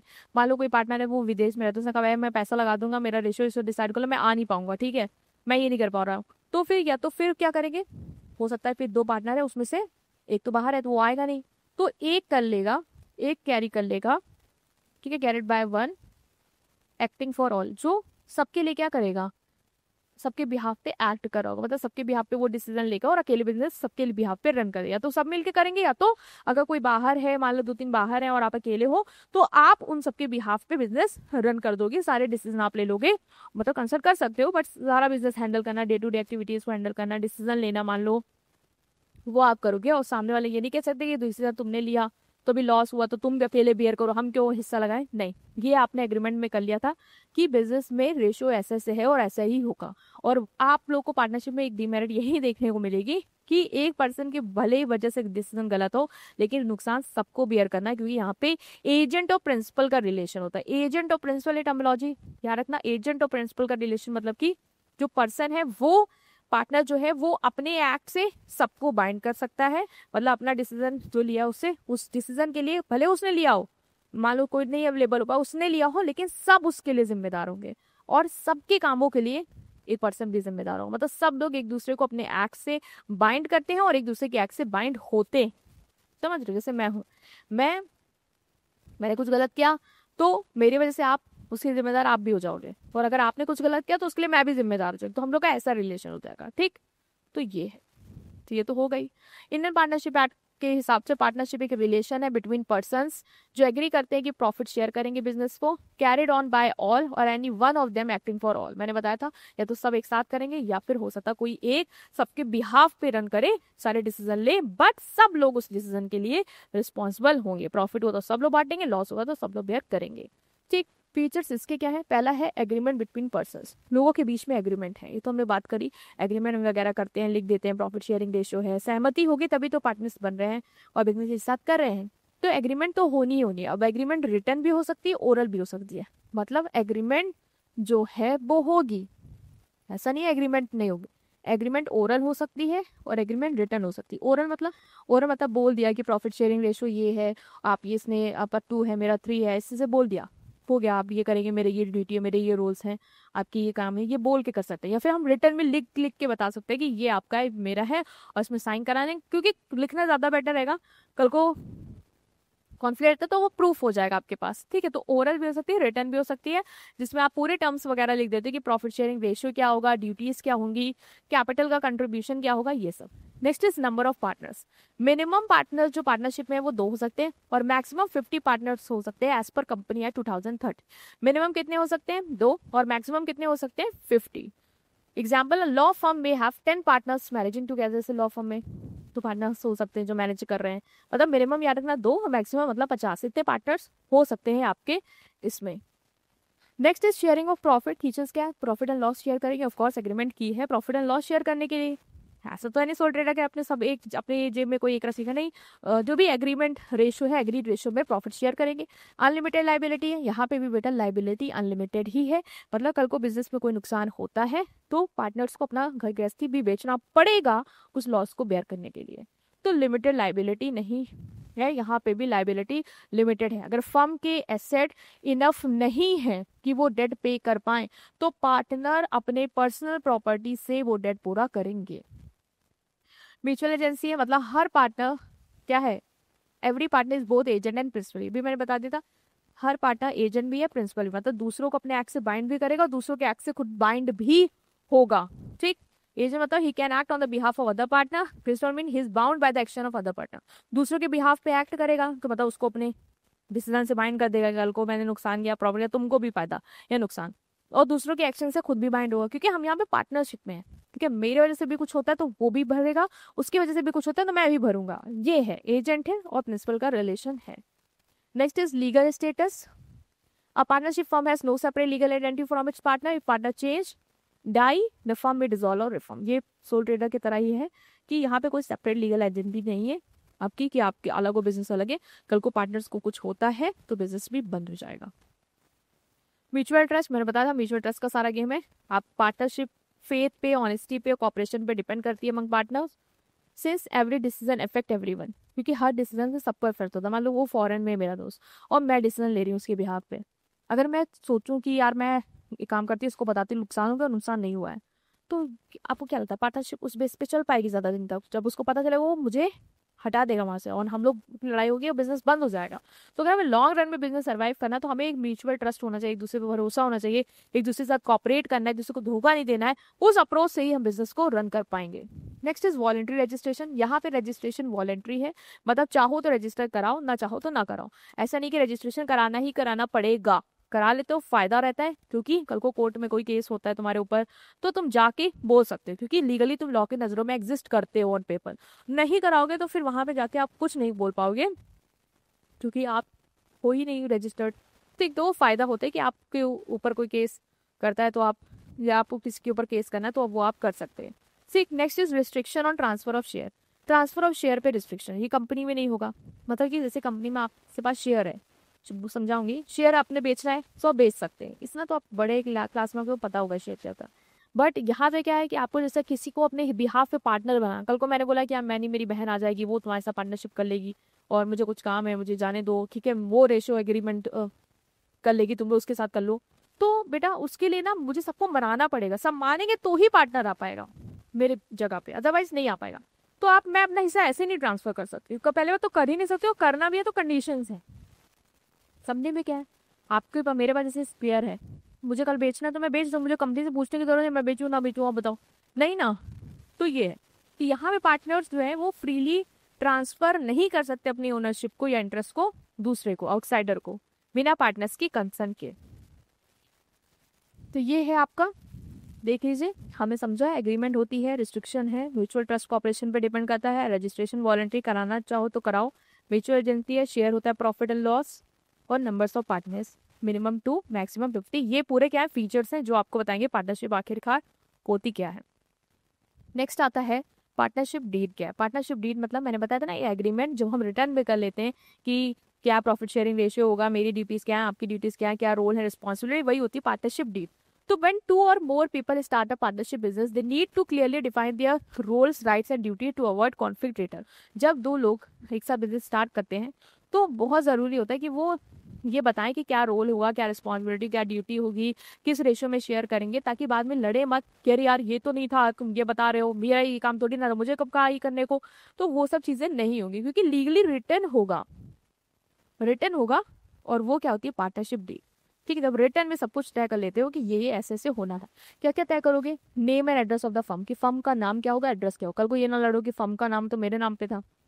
Name and address of the partners, nature of business, business का नेचर क्या है, कैपिटल कंट्रीब्यूशन, किसने कितना कितना पैसा लगाया, प्रॉफिट शेयरिंग रेशियो क्या होगा, क्या राइट्स हैं सबके, क्या ड्यूटीज हैं, सैलरी कमीशन बोनस अगर मिल रहा है पार्टनर को, किसी को भी कि सैलरी कमीशन बोनस तो कितना मिल रहा है, नए पार्टनर को लाना है तो उसका एडमिशन का क्राइटेरिया क्या होगा, rules regarding retirement death of partner, अगर पार्टनर को रिटायर होना है तो उसका क्राइटेरिया क्या है, डेथ हो गई तो क्या क्राइटेरिया है, सेटलमेंट ऑफ डिस्प्यूट, लड़ाई झगड़ा होगा तो कैसे सॉल्व करेंगे, बातचीत करके करेंगे, कोर्ट में जाके करेंगे, क्या प्रोसेस करेंगे, ड्यूरेशन क्या है, मान लो कुछ पार्टनरशिप है जो कम समय तक की चलती हैं कि हमने अभी पार्टनरशिप करी 10 साल का प्रोजेक्ट है खत्म हो जाएगी, या फिर लंबे समय तक करिए, वो बैंक अकाउंट और फाइनेंशियल कैसे मैनेज होगा, बैंक अकाउंट कैसे मैनेज होगा, पार्टनरशिप का, कैसे कैसे जॉइंट अकाउंट खोलेंगे तो क्या करेंगे, वो तरीके से पूरा सब कुछ तय कर रहे हो, सब कुछ A to Z सब कुछ करेंगे कि बिजनेस का नाम क्या है, बिजनेस लोकेशन क्या है, तुम्हारा नाम क्या है, तुम्हारा एड्रेस क्या है, फिर बिजनेस में प्रॉफिट शेयर रेशियो क्या है, कैपिटल कितनी लगाई है, लॉस कितना बेयर करना है, रोल क्या है, रिस्पॉन्सिबिलिटी क्या है, ड्यूटीज क्या है, इसके अलावा जितनी भी सारी चीज़ें तीन जाम वो हम सब डिसाइड करेंगे यहाँ पे। टाइप्स ऑफ पार्टनर्स, पार्टनरशिप वाला थोड़ा सा स्वाद बड़ा है क्योंकि इसमें बहुत सारी क्वेश्चन चीज़ें पूछती हैं। पार्टनरशिप डीड बता दो, पार्टनरशिप बता दो, टाइप्स ऑफ पार्टनर बता दो, एडवांटेज बता दो, डिसएडवांटेज बता दो, तो इससे थोड़ा ज़्यादा आता है। बाकी जो कंपनी है उससे उतना नहीं है, कोऑपरेटिव सोसाइटी को बेहद ही की। ठीक, तो अभी बात करते हैं, पहला है एक्टिव पार्टनर। एक्टिव पार्टनर मतलब वो पार्टनर से बिल्कुल एक्टिव रहते हैं। एक्टिव मतलब मैनेजमेंट में बिल्कुल participate, day to day active, decision making में एक्टिव, ये वो पार्टनर कौन है, एक्टिव पार्टनर होते हैं। मतलब ये एक्टिवली इन्वॉल्व होते हैं डे टू डे मैनेजमेंट में और बिजनेस के ऑपरेशन, पैसा लगाना, शेयर करना, प्रॉफिट एंड लॉस, और इनकी लाइबिलिटी भी अनलिमिटेड होती है। भाई लिमिटेड तो लाइबिलिटी किसी की नहीं है, तो लाइबिलिटी तो सबकी अनलिमिटेड है। दूसरा यहाँ पे क्या है कि वो एक्टिवली पार्टिसिपेट करता है डे टू डे ऑपरेशन में, डिसीजन मेकिंग में। ठीक, वो है एक्टिव पार्टनर। स्लीपिंग पार्टनर क्या है, स्लीपिंग पार्टनर के अपोजिट है। वो ये कहता है कि यार मैं डे टू डे एक्टिविटीज में नहीं आ पाऊंगा, मेरा ऑलरेडी कोई और कहीं काम कर रहा हूँ, तो मेरा वो पार्टिसिपेशन नहीं रहेगा, मतलब एक्टिव नहीं रह पाऊंगा। हाँ, मैं पैसा लगा दूंगा, कैपिटल इन्वेस्ट कर दूंगा, प्रॉफिट और लॉस तो ऑफकोर्स शेयर करूंगा, और मेरी लाइबिलिटी भी अनलिमिटेड रहेगी, लेकिन मैं डे टू डे एक्टिविटीज में पार्टिसिपेट नहीं कर पाऊंगा। तो वो आप करेंगे, दैट इज एक्टिव पार्टनर। और ये क्या करेंगे, ये सो रहे हैं, मतलब कि एक्टिवली पार्टिसिपेट नहीं करेंगे। Next is nominal partners. Nominal partners क्या होते हैं, सिर्फ नाम के पार्टनर्स होते हैं, मतलब lend their name and reputation to the firm but does not invest capital और पार्टिसिपेशन मैनेजमेंट। कुछ पार्टनर्स होते हैं जो कहते हैं भाई मेरे मार्केट में इतनी गुडविल है ना कि अगर मैंने तुम्हारे बिजनेस से अपना नाम भी जोड़ दिया ना, तो कल को 10 लोग आके तुम्हारी दुकान में, 10 नहीं करोड़ों लोग आकर तुम्हारी दुकान से सामान लेके जाएंगे कि मेरा नाम इतना चलता है। तो ये वो पार्टनर्स होते हैं जो अपना नाम दे देते हैं। ठीक, नाम दे देते, पैसा वैसा नहीं लगाते हैं, क्योंकि कहते हैं मेरा नाम ही इतना बड़ा है, पैसा मैं क्यों लगाऊं। तो इन्वेस्ट नहीं करते कैपिटल, और मैनेजमेंट में भी पार्टिसिपेट नहीं करते, लेकिन लाइबिलिटी इनकी भी अनलिमिटेड होती है। बेटा तुम पार्टनर तो बन गए हो ना, कि लाइबिलिटी तुम्हारी भी अनलिमिटेड रहेगी, कल को नुकसान होगा तुम भी अपना घर बार बेचो, क्या ही तुम्हारे नाम ने उखाड़ लिया। ठीक, तो मेनली बेसिकली इनको इसीलिए लाया जाता है क्योंकि कस्टमर इनके नाम से आ जाएंगे। लाइक मान लो सलमान खान हो तो मैं अपना नाम दे देता हूँ तुमको, ये बिजनेस मेरे से जुड़ा हुआ है, बस तुम कमाओ छापो पैसा, सब मेरे नाम पे आ जाएंगे। Partner by estoppel. A person who behave in a way that makes other believe they are partner even if they are not. Partner by estoppel मतलब ये ऐसे पार्टनर होते हैं जो होते नहीं है, लेकिन लोगों को लगता है ये पार्टनर है क्योंकि वो बिहेव ऐसे कर रहे होते हैं। ठीक है, वो ऐसे बिहेव करते हैं कि लोगों को लगता है ये पार्टनर है, इवन वो होते नहीं है। तो जब लोगों को आप लगा रहे हैं कि आप पार्टनर है, भले आप नहीं है, तो आप रिस्पॉन्सिबल हो जाते हैं फर्म की रिलेटेड लाइबिलिटी के, क्योंकि आपका इंप्रेशन ऐसा है। क्योंकि आपको हो सकता है बहुत सारे पार्टनर्स, बहुत सारे कस्टमर मेरे से इसलिए जुड़ गए क्योंकि उनको लगा कि आप भी पार्टनर हो, आप भी इस बिजनेस में इन्वॉल्व, क्योंकि आप ऐसा बिहेव कर रहे थे आके, बट आप हो नहीं। तो अब कल को कुछ भी लाइबिलिटी होती है मेरे बिजनेस में, ठीक है, कल को कुछ भी जिम्मेदारियां हैं या पैसा देना है, तो आप भी वहां पे कुली रिस्पॉन्सिबल हो जाओगे। क्यों, क्योंकि कस्टमर को लग रहा था आप भी पार्टनर हो इसलिए उसने ऐसा कर दिया, इन्वेस्टर को लग रहा था आप हो इसलिए उसने पैसा दे दिया। Partner by holding out, a person who knowingly allow other to call them a partner without denying it. ये होल्डिंग आउट क्या है, ये अलाउ करने लोगों की कि हाँ कि आप मुझे पार्टनर बोलो, और जैसे कोई बोलता है कि आप बिजनेस के पार्टनर, तो कभी डिनाई नहीं करते कि नहीं मैं पार्टनर नहीं हूँ। ये अलाउ करते हैं लोगों को आप बोलिए, और कभी डिजाइन नहीं करते। They are also liable to outsider for any debt और ऑब्लिगेशन। ये बिहेव ऐसा करते हैं लोगों को लगता है पार्टनर है, भले ये बोलते नहीं कि हाँ बोलो, लेकिन ये बिहेव ऐसा करते हैं लोगों को करता है कि पार्टनर है। तो वो मान लो इन्वेस्टर ने पैसा लगा दिया, क्रेडिटर ने तो उसके लोन दे दिया, ये वो हो गया, तो ये लाइबल तो होंगे फिर बिजनेस की लाइबिलिटी के लिए। होल्डिंग आउट क्या, ये बोलते ही है, मतलब जैसे कोई बोलता है आप पार्टनर है इसके, तो कभी डिनाई नहीं करते नहीं हूँ, दे आर एक्सेप्ट। तो जब एक्सेप्ट कर लिया, तो मान लो कल को किसी ने आपके नाम पे पैसा दिया, बिजनेस को डेट दे दिया है, तो फिर आप भी जिम्मेदार होगे उस चीज के लिए। माइनर पार्टनर मतलब 18 साल से कम की एज का जो भी पार्टनर है वो होते हैं माइनर पार्टनर। ठीक है, minor can not become a full partner but they can be admitted to the benefit of partnership with the consent of partner. जैसे पार्टनर माइनर है, इसी किसी को हमने जैसे एग्रीमेंट की थी कि ये बच्चा जो है आपकी जगह पे पार्टनर बनेगा इस फर्म का। ठीक, तो वो बन गया, लेकिन वो 18 साल का तो हुआ नहीं है, तो उसको हम बोलेंगे माइनर पार्टनर, कि फुल पार्टनर नहीं बनेगा, लेकिन हाँ बिजनेस के पार्टनरशिप में जो भी एडवांटेज है, लाइक उसको भी रेशियो में शेयर मिलेगा। ठीक है, वो सारी चीजें वो एंजॉय करेगा कि प्रॉफिट में शेयर हिस्सा लेगा, लॉस नहीं बेयर करेगा, और लाइबिलिटी भी उसकी लिमिटेड रहेगी जब तक वो फुल पार्टनर नहीं बन जाता तब तक। सीक्रेट पार्टनर क्या है, सीक्रेट पार्टनर मतलब वो जो चुपचाप कैपिटल लगा देते हैं, प्रॉफिट शेयर कर लेते हैं, बट की is partnership hidden from public. ये पब्लिक को नहीं बोलते कि मैं पार्टनर हूँ। जैसे एस्ट्रोपल क्या है, वो बिहेव ऐसा करे, लोगों को लग रहा है पार्टनर। होल्डिंग आउट क्या, बोल डिनाई नहीं कर रहा है कि हाँ मैं पार्टनर हूँ। ये क्या है, ये पार्टनर है लेकिन बता नहीं रहे कि हम पार्टनर है, चुप है, पैसा लगा दिया, शेयर कर रहे हैं, लेकिन ये कह रहे हैं कि नहीं, आप किस पब्लिक को नहीं बताना कि मैं पार्टनर हूँ। ठीक है, मैनेजमेंट में इन्वॉल्व होते हैं लेकिन आइडेंटिटी डिस्क्लोज रखते हैं, बताते नहीं कि मैं इस बिजनेस का मैं भी पार्टनर हूँ, मैंने भी पैसा लगाया, मेरा भी हिस्सा है, वो सब छुपाते हैं, बट इन्वॉल्व नहीं रहता। ठीक, सो एडवांटेज इसकी क्या है, फॉर्मेशन देखो इसका भी ईजी है, सिंपल फॉर्म है, कुछ लीगल फॉर्मेलिटीज है, रजिस्ट्रेशन भी, वॉलेट भी, कराना चाहो तो कराओ वरना मत कराओ। ठीक, तो ये भी इसका फायदा है। मोर कैपिटल अवेलेबिलिटी, ऑफकोर्स 2 लोग आए हैं, ज्यादा पैसा लाए होंगे, वो भी लाया होगा, मैं भी लाई होंगी, वो भी लाया होगा, तो कैपिटल अब सोल ट्रेडर के हिसाब से बढ़ेगी। बेटर डिसीजन मेकिंग है, सारे पार्टनर्स की अलग अलग स्किल है, अलग अलग एक्सपीरियंस है, एक्सपर्टीज है, सब मिल के डिस्कस करके डिसीजन लेंगे तो बेटर डिसीजन होगा। रिस्क शेयर करेंगे, अब एक के ऊपर पूरा बर्डन नहीं आएगा, एक थोड़ी ना है, पार्टनर्स हैं, सो सब लोग बांटेंगे। फ्लेक्सिबिलिटी है ऑपरेशन में, मतलब क्विक डिसीजन हो जाएगा, इतना डिले नहीं हुआ इतना कंपनी वगैरह में होता है, तो उस कंपैरेटिव देखा जाए तो क्विक डिले है, मतलब क्विक है, फास्ट। बेटर मैनेजमेंट, सब लोग इन्वॉल्व हैं, सबने अपनी रोल्स एंड रिस्पॉन्सिबिलिटी डिवाइड कर रखी है, सब मैनेजमेंट को हैंडल कर रहे हैं, तो अच्छा मैनेजमेंट होगा इफिशियंसी के साथ। डिसएडवांटेज क्या है, इसकी भी अनलिमिटेड लाइबिलिटी है, कि कल को कुछ नुकसान होता है बिजनेस का तो पार्टनर्स को अगर अपना एसेट भी बेचना पड़े, घर द्वार बेचना पड़े तो बेचेगा ताकि लाइबिलिटी पूरी हो जाए। रिस्क ऑफ कॉन्फ्लिक्ट, 2 लोग तो हैं, 2 लोग आपस में लड़ेंगे भिड़ेंगे, अरे ऐसे कैसे वैसे कैसा, तो डिसएग्रीमेंट के चांसेस हैं, लड़ाई झगड़ा हो सकता है, इससे बिजनेस को नुकसान होगा। लिमिटेड कैपिटल, कंपनी के बेटा बात करो तो कैपिटल लिमिटेड है यहाँ पे, सोल ट्रेडर से कंपेयर करो तो ज्यादा है, लेकिन कंपनी के पास तो करोड़ों है, तो ये कितना ही ले आएंगे, पार्टनर ज्यादा ज्यादा कितने ही ले आएंगे अपने पास से, लोन लेके फैमिली से, बस उतना ही, तो ना 50 लोग उतना ही ला पाएंगे, लेकिन मान लो कि 10 लाख लोग हैं, वो कितना ला पाएंगे, बहुत ला पाएंगे, तो उतनी कैपिटल यहाँ नहीं है। Uncertain life of business, of course business की लाइफ पार्टनर्स पे डिपेंड करती है, जब तो पार्टनर सही से चल रहे हैं, कल को एग्रीमेंट टूट गई, कॉन्फ्लिक्ट हो गया, लड़ाई झगड़ा हो गया, पार्टनरशिप खत्म, पार्टनर मर गया है, 2 थे, एक बचा, क्या पार्टनर खत्म, तो वो है। स्लो डिसीजन मेकिंग है, स्लो डिसीजन मेकिंग, मान लो कोई अर्जेंट सिचुएशन है तो आपको सबसे सलाह मशवरा करनी है, तो उस अर्जेंट सिचुएशन में डिसीजन जल्दी नहीं ले सकते हो, क्योंकि सबसे पूछना पड़ेगा एंड देन ही डिसीजन होगा, तो ये डिसएडवांटेज है। ठीक, तो ईजी था, ये बार अपने पार्टनरशिप तो मिलते हैं तो आपके लिए आसान हो गया। अब आता है लिमिटेड लाइबिलिटी पार्टनरशिप, ये कॉन्सेप्ट को मैं एक बहुत ही क्विक वे में बताऊंगी, आपको बिल्कुल क्लिक करेगा। पार्टनरशिप क्या थी, जब 2 से ज्यादा लोग आ रहे थे, आपस में रेशियो को शेयर कर रहे थे, प्रॉफिट शेयरिंग रेशियो को, लॉस बेयर कर रहे थे एक साथ और डिसीजन मेकिंग में इन्वॉल्व थे, ये था पार्टनरशिप। बट मैम एक सबसे बड़ी समस्या थी कि लाइबिलिटी अनलिमिटेड थी, मतलब लाइबिलिटी अनलिमिटेड तो सोल ट्रेडर में भी थी, लेकिन लाइबिलिटी लिमिटेड पार्टनरशिप में भी थी, कि कल को कोई नुकसान होता है अपना घर द्वार बेचेंगे लाइबिलिटी को पूरा करने के लिए। तो ये डिसएडवांटेज को हटाने के लिए लिमिटेड लाइबिलिटी पार्टनरशिप एक्ट आता है 2008, और उस एक्ट के तहत लिमिटेड लाइबिलिटी पार्टनरशिप बनाई जाती है, जो ये कहती है कि जो पार्टनर्स हैं उनकी लाइबिलिटी क्या है, लिमिटेड है। लिमिटेड है मतलब कि जितना उन्होंने पैसा लगाया है बस उतना ही वो देंगे, कल को बिजनेस में कोई नुकसान होता है तो उनको अपना घर द्वार बेचने की जरूरत नहीं है, वो बिजनेस दे जितना दे पाए, अदरवाइज छोड़े। ठीक, तो ये मॉडर्न फॉर्म ऑफ पार्टनरशिप है जो आई इंडियन पार्टनरशिप एक्ट 2008 के तहत।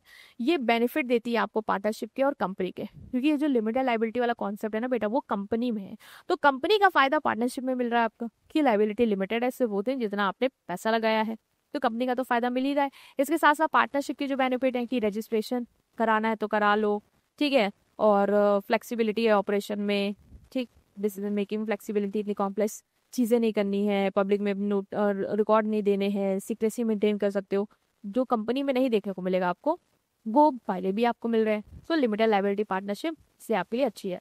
तो पार्टनर्स की लाइबिलिटी लिमिटेड है, मतलब पर्सनली लाइबल नहीं होंगे बिजनेस के डेट के लिए। It is deal for professional and small business, मतलब ये आइडियल किसके लिए, अगर आपको कोई प्रोफेशनल बिजनेस करना है, कोई प्रोफेशन से रिलेटेड लाइक सैलून या ऐसा कुछ करना है, तो आप लिमिटेड लाइबिलिटी पार्टनरशिप कर सकते हो, प्रोफेशनल एजुकेशन से रिलेटेड, या फिर अगर आपको छोटे स्केल में करना है तो आप कर सकते हैं, ठीक, क्योंकि आपको यहाँ पे फ्लेक्सिबिलिटी तो मिलेगी ही मिलेगी कंपनी की तरफ, और प्रोटेक्शन भी मिल पाएगा। नेक्स्ट फीचर्स के क्या है, मिनिमम 2 पार्टनर्स, कम से कम 2 पार्टनर्स होने चाहिए।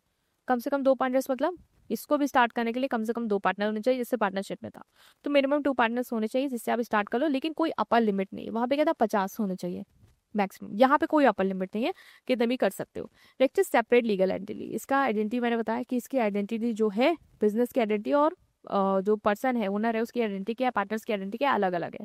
तभी तो लिमिटेड लायबिलिटी कॉन्सेप्ट आया, क्योंकि बिजनेस अलग है, पार्टनरशिप पार्टनर्स अलग हैं। क्योंकि बिजनेस को कुछ पार्टनर्स को कुछ होता है तो बिजनेस को कुछ भी नहीं होगा। तो ये फायदा भी आपको देखने को मिलेगा जो कि कंपनी में मिलता है कि सेपरेट लीगल एंटिटी है। It can own property, intend to contract and sue और फ्यूड इन इट्स ओन, अपने नाम पे प्रॉपर्टी ओन कर सकती है, ठीक, कॉन्ट्रैक्ट में एंटर कर सकती है, किसी के ऊपर केस कर सकती है, कोई इसके ऊपर केस कर सकता है। लायबिलिटी लिमिटेड है पार्टनर्स की, मतलब हर पार्टनर्स सिर्फ उतने अमाउंट तक ही लायबिलिटी पे करेगा जितना उसने पैसा लगाया है। परपेचुअल सक्सेशन मतलब एलएलपी कंटिन्यू करती है exist even if partner leave, die और transfer their ownership. Of course separate legal entity है, तो कल को पार्टनर्स को कुछ हो गया तो ये नहीं होगा कि बंद हो जाएगा बिजनेस, बिजनेस चलता रहेगा, ठीक है, उसके कोई दिक्कत नहीं आएगी। परपेचुअल सेक्शन मतलब कॉन्टिन्यूसली ऑनगोइंग है, ऑनगोइंग है मतलब कॉन्टिन्यूस है।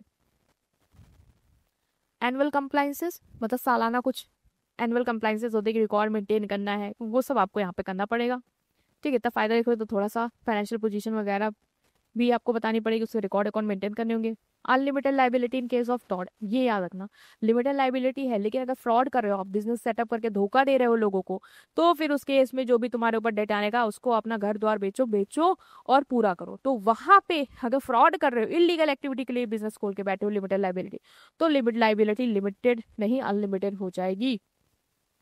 तब आपको पर्सनली भी सबका पैसा वापस करना पड़ेगा, फिर धोखा कर रहे हो आप। हाइब्रिड स्ट्रक्चर है मतलब पार्टनरशिप और कंपनी के फीचर दोनों इसमें समाये हुए। पार्टनरशिप और कंपनी के फीचर, कंपनी के फीचर क्या कि मैम सेपरेट लीगल आइडेंटिटी है, मतलब बिजनेस अलग है और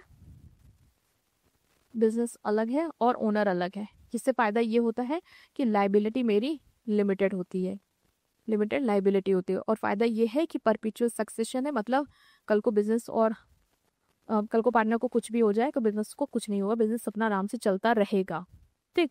तो ये फायदे आपको कंपनी वाले इसमें मिल जाएंगे,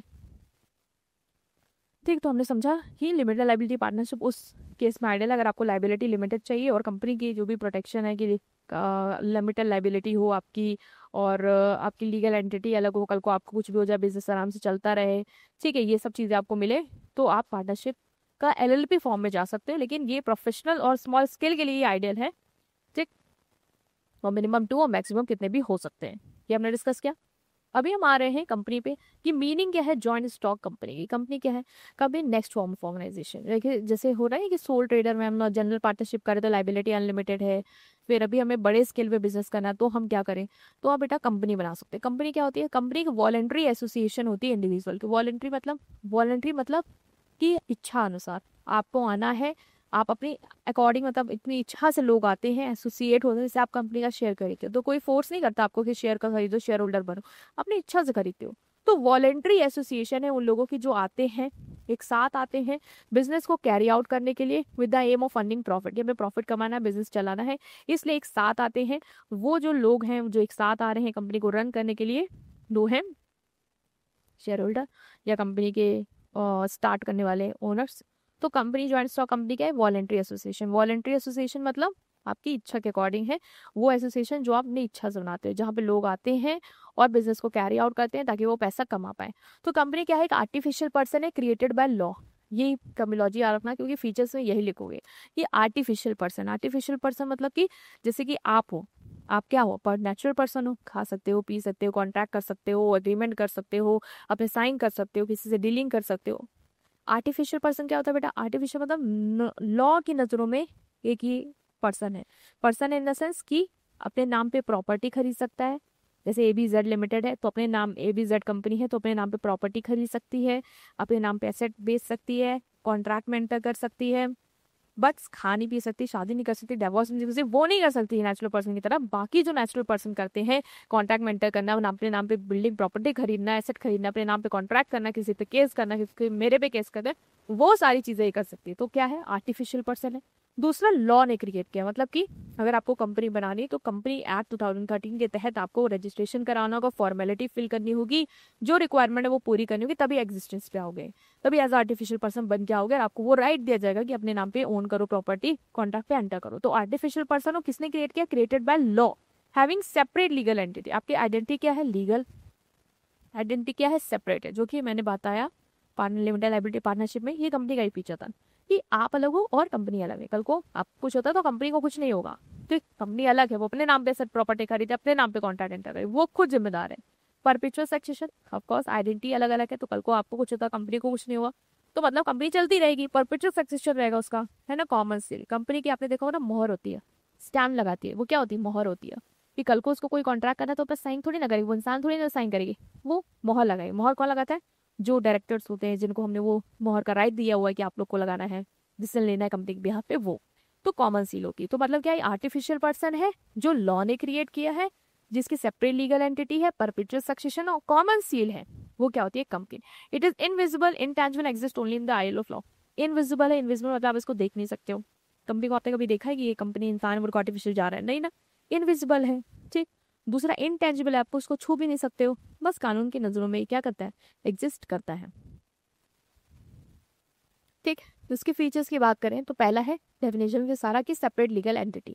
उसको मैं बार बार नहीं बताऊंगी, सेपरेट लीगल एंटिटी मतलब कि कंपनी अलग है और जो कंपनी के शेयर होल्डर वगैरह हैं वो लोग अलग है, कंपनी की खुद की आइडेंटिटी कंप्लीटली सेपरेट है शेयर होल्डर से।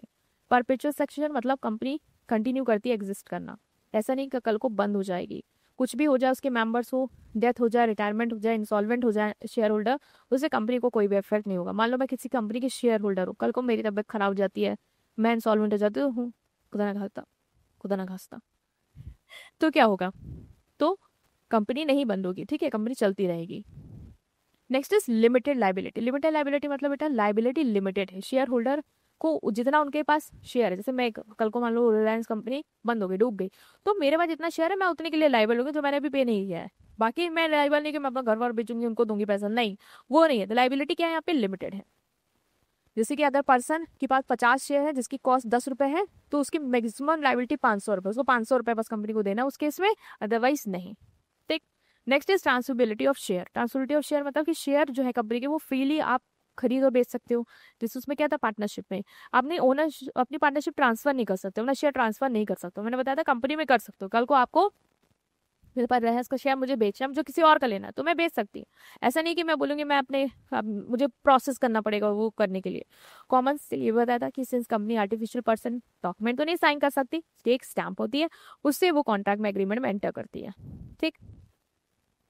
Separation of ownership and control, ये भी है, ओनर अलग है, कंट्रोल अलग है। मतलब कि देखो बेटा क्या होता है, आप भले ही कंपनी के शेयर होल्डर हो लेकिन आप उसके डे टू डे एक्टिविटी में तो जाते नहीं हो। जैसे रिलायंस का मैं शेयर होल्डर हूँ, तो क्या मैं रिलायंस के डे टू डे एक्टिविटीज में, डिसीजन में, मैनेजमेंट में मैं जाती हूँ क्या, मैं वहाँ की इंप्लॉय बन जाऊंगी, नहीं, मैं शेयर होल्डर हूँ ना, मैं जाऊंगी नहीं। तो ओनरशिप अलग है, मतलब मैं ओनर हूँ लेकिन वो अलग है, और वहाँ के जो लोग उसको कंट्रोल कर रहे हैं मेरे बिहाफ पे, मान लो हम सबके बिहाफ पे, लाइक बोर्ड ऑफ डायरेक्टर, वो अलग है। तो ओनरशिप अलग है, कंट्रोल अलग है। मतलब ओनर जो है कंपनी की वो शेयर होल्डर है, but they do not manage day to day operation. लेकिन हम लोग क्या डे टू डे ऑपरेशन नहीं मैनेज करते हैं, मैनेज कौन कर सकता है, बीओडी करते हैं वहां के, जो हमारे बिहाफ पे हम इलेक्ट करते हैं, ठीक। वॉलेंट्री एसोसिएशन है, मतलब मेंबरशिप कंपल्सरी वॉलेंट्री है, आपको आना है आइए, नहीं आना ना आइए, ठीक है। कंपनी की वॉलेंट्री है, फ्री है, ज्वाइन करना, लीव करना। आपको लग रहा है कंपनी के शेयर खरीदने चाहिए, शेयर होल्डर बनना चाहिए, करो, लग रहा है बेचना है, बेच दो, ठीक, फ्री है। आर्टिफिशियल लीगल पर्सन है, मतलब कानून की नज़रों में कंपनी एग्जिस्ट करती है, वो कॉन्ट्रैक्ट मेंटर कर सकती है, प्रॉपर्टी ओन कर सकती है, बट हैज़ नो फिजिकल, बल्कि फिजिकल फॉर्म नहीं है ह्यूमन की तरह, बट आर्टिफिशियल पर्सन है, कंपनी लॉ की नज़रों में एग्जिस्ट करती है। एडवांटेज क्या है इसका, है सेपरेट लीगल एंटिटी। ये एडवांटेज है कि कंपनी अलग है, ओनर अलग है, शेयर होल्डर अलग है, कल को शेयर होल्डर को कुछ होता है तो कंपनी को कुछ नहीं होगा, ठीक है, कंपनी अपने नाम पे एसेट खरीद सकती है। लिमिटेड लाइबिलिटी है, मैंने बताया कि शेयर होल्डर की लाइबिलिटी उसी अमाउंट तक लिमिटेड है जितना उनके पास अनपेड शेयर है, बस। परपेचुअल सक्सेशन, कंपनी कभी नहीं मरती, कंटिन्यू करती रहती, इवन शेयर होल्डर को कुछ भी हो जाए। इजी ट्रांसफर ऑफ शेयर, कल को आपको पब्लिक कंपनी के शेयर बेचने हैं तो आराम से बेच सकते हो, वो भी कोई रिस्ट्रिक्शन नहीं है कि नहीं बेच सकते हो। लार्ज कैपिटल रेजिंग एबिलिटी, उन समय यही डिसएडवांटेज थी कि ज़्यादा से ज़्यादा कैपिटल नहीं ला सकते थे, यहाँ से आप जितने ज़्यादा 1 लाख 10 लाख शेयर इशू करना कर दो, पैसा आएगा। Professional management, company experts hire करती है, प्रोफेशनल्स, मैनेजर्स, बीओडी, जो कंपनी को मैनेज करते हैं, जो डिसीजन लेते हैं, भाई बहुत एक्सपीरियंस होते हैं, ठीक। ग्रोथ एंड एक्सपेंशन, पैसा ज़्यादा है, रेपुटेशन है, अच्छे लोग हैं जो डिसीजन ले रहे हैं, तो कंपनी तो बढ़ेगी, ग्रो करेगी। डिसएडवांटेज क्या है, कॉम्प्लेक्स फॉर्मेशन, ये है रजिस्ट्रेशन प्रोसेस लेंथी होता है, काफ़ी डॉक्यूमेंट फाइल करने पड़ते हैं, काफ़ी चीज़ें करनी पड़ती हैं, तब कंपनी बनती है, तो माथापच्ची है। Separation of ownership and control, ownership अलग है, कंट्रोल अलग है। ओनरशिप अलग है, कंट्रोल अलग है, मतलब आप शेयर होल्डर हो बट आप डे टू डे एक्टिविटीज में नहीं इन्वॉल्व होते, वो कोई और कर रहा होता है। तो ये लोगों को लगता है यार मैं तो शेयर होल्डर, मेरा पैसा लगा तो मुझे इन्वॉल्व होने दो ना, मुझे डिसीजन लेने दो, मुझे डे टू डे एक्टिविटी में इन्वॉल्व करो ना, तो वो नहीं आप हो सकते हो। सोल्टेडर में क्या है, पार्टनरशिप में क्या है, वही ओनर है, वही इन्वॉल्व भी है, तो डिसीजन ले तो उनको पता है कि हाँ मैं लूंगा अपने हिसाब से। यहाँ लोगों को फियर रहता है कि बीओडी अपने हिसाब से डिसीजन लेंगे, मान लो हमें डिविडेंड दे ना दे। ये lack of secrecy, public companies जो होती है उनको अपना रिकॉर्ड डिस्क्लोज करना होता है, कितना आपने प्रॉफिट कमाया, लॉस में हो, क्या फाइनेंशियल पोजीशन है, वो दिखानी पड़ती है। तो जो हमें बेनिफिट मिल रहा था ना पार्टनर्स में कि सीक्रेट पार्टनर्स पर रहेगा और सोल ट्रेडर में अकेले वो उसके पास रहेगा, वो यहाँ पे नहीं रहेगा। पब्लिक है और सब कुछ आपको शो करना है। हैवी रेगुलेशन, कंपनी को strict rules, audit report, government की कंप्लाइंसेस सब फॉलो करने होते हैं। तो मतलब कि लॉ एंड रेगुलेशन बहुत ज़्यादा है। स्लो डिसीजन मेकिंग, क्योंकि डिसीजन के लिए आपको लोगों की ज़रूरत है, मीटिंग कंडक्ट करानी होगी तब डिसीजन लोगे, तो उतनी जल्दी नहीं होगा, लेवल बाय लेवल जाना पड़ेगा। फ्रॉड और मिसमैनेजमेंट का रिस्क है, अगर मैनेजमेंट डिसऑनेस्ट है तो हो सकता है वो फ्रॉड करे, पब्लिक को बेवकूफ़ बनाए, शेयर होल्डर को बेवकूफ़ बनाए।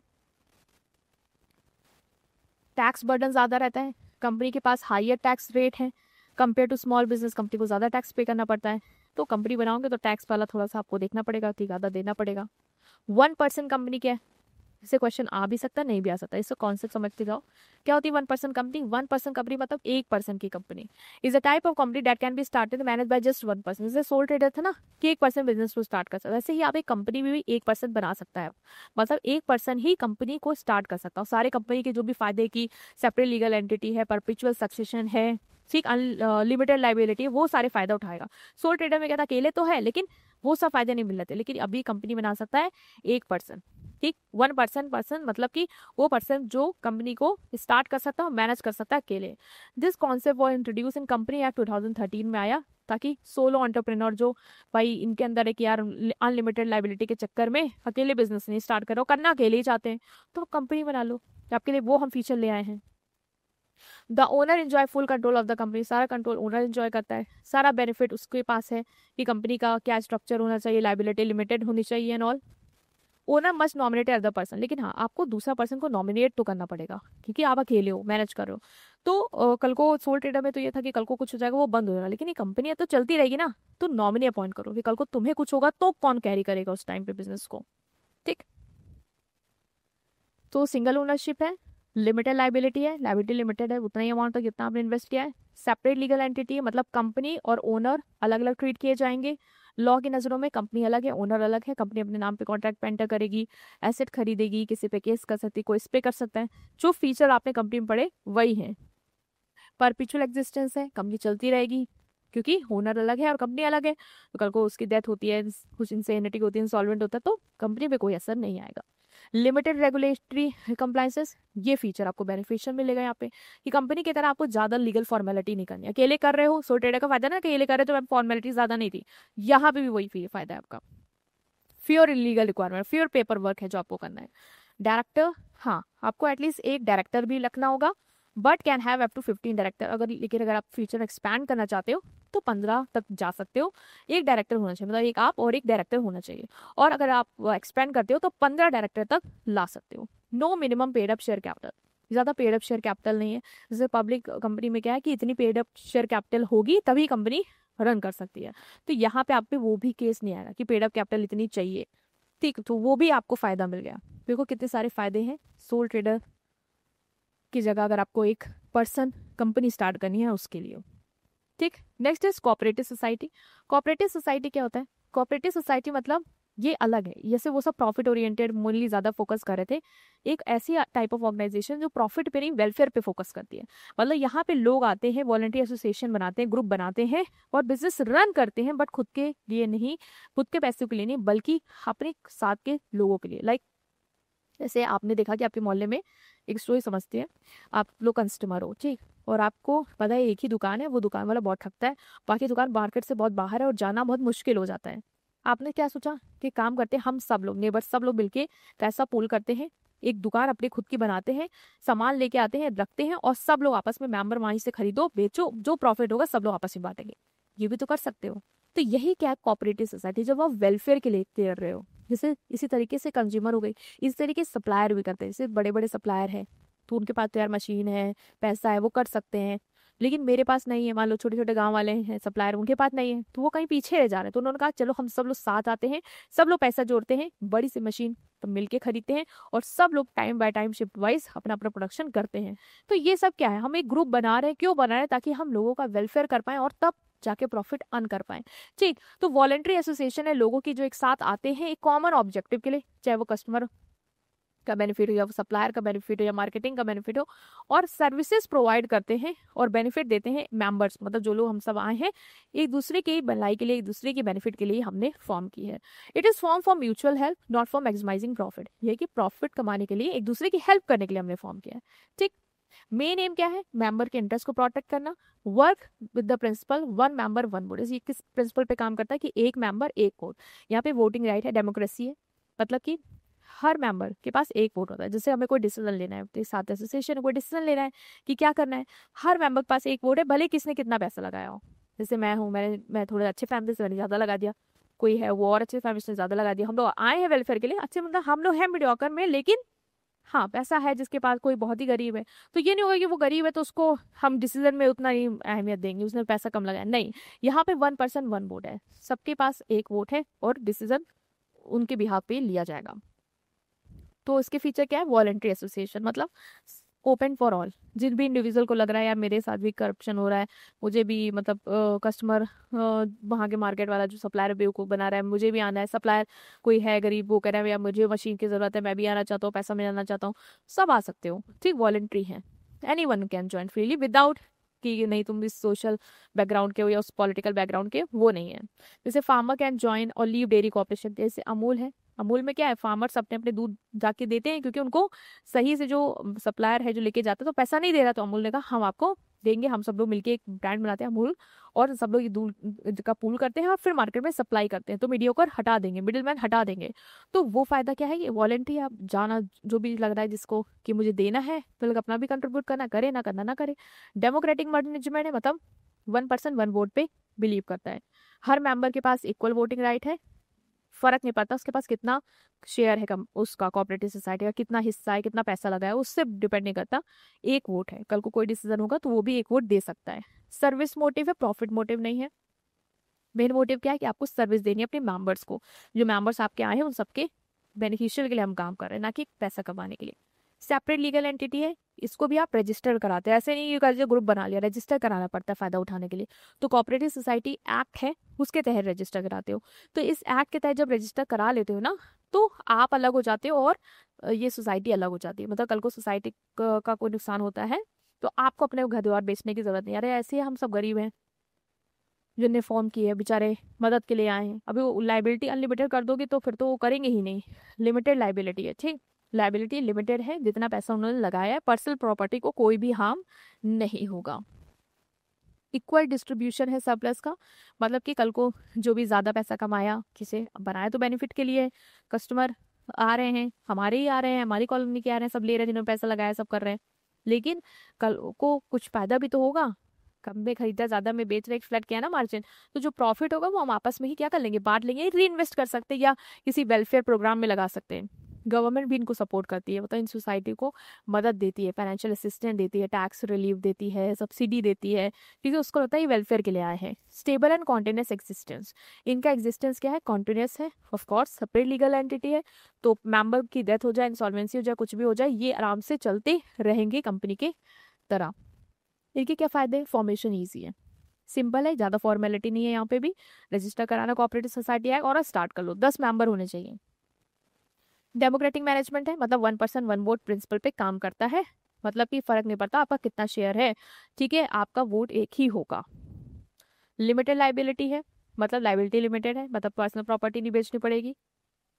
Stability and continuity, of course separate legal entity, business अलग है, कॉर्पोरेट सोसाइटी अलग है, मेंबर्स अलग है, तो वो चलता रहेगा, मेंबर्स के होने ना होने से इस पर कोई असर नहीं आएगा, मेंबर छोड़े आए कुछ फर्क नहीं पड़ता। मिडिल मैन को हटाते हैं हम यहाँ से, कोऑपरेटिव सोसाइटी डायरेक्टली प्रोड्यूसर और कंज्यूमर को कलेक्ट करता है। जैसे मैं हूँ, मैं प्रोड्यूसर हूँ, मैं बेच रही हूँ, मैं मिडिल मैन के थ्रू बेच रही हूँ, तो मिडिल मैन मुझे मेरे से सस्ते पे ले जाता, मार्केट में हैवी बेच रहा था, ज्यादा पैसों पे बेच रहा था। मुझे पता चला, मैंने मिडिल मैन को एलिमिनेट किया, हम सबने ग्रुप बनाया, हमने बोला चलो यार हम लोग खुद ही मार्केट में जाके बेच के आएंगे और पैसा कमाएंगे, या हमारे भी यहाँ पे 2 लोग जाएंगे बेच के आएंगे और हम सब लोग ऐसे अर्न करेंगे। तो मैंने मिडिल मैन हटा दिया, तो फायदा होगा। सर्विस मोटिव है, प्रॉफिट मोटिव नहीं है। गवर्नमेंट का सपोर्ट रहता है, मैंने बताया, लोन सब्सिडी सब में देती है।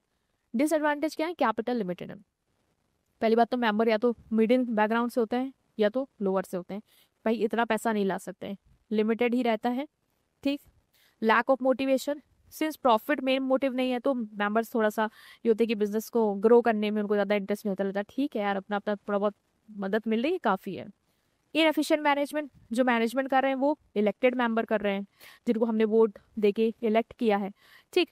जिनके पास हो सकता है उतना एक्सपीरियंस ना हो। स्लो डिसीजन मेकिंग है, डिसीजन के लिए हर मेंबर की रिक्वायरमेंट ज़रूरी है, 1 पर्सन 1 वोट, ये सब करेंगे तो अच्छे डिसीजन जो फास्ट लेने वो नहीं हो पाएंगे। Risk of political influence, cooperative society sometime get influence by politician leading to misuse. Sometime जो पॉलिटिशियन होते हैं ना वो फायदा लेते हैं ये कोऑपरेटिव सोसाइटी का मिसयूज करने के लिए, करप्शन करने के लिए, कि आप सरकार से इतना हम दे रहे हैं और आप ऑन पेपर ऐसा दिखाओ वैसा दिखाओ, तो वो सारी चीज़ें भी डिमेरिट होती हैं। सिर्फ तो ये सबने देखा समझा, आसान था।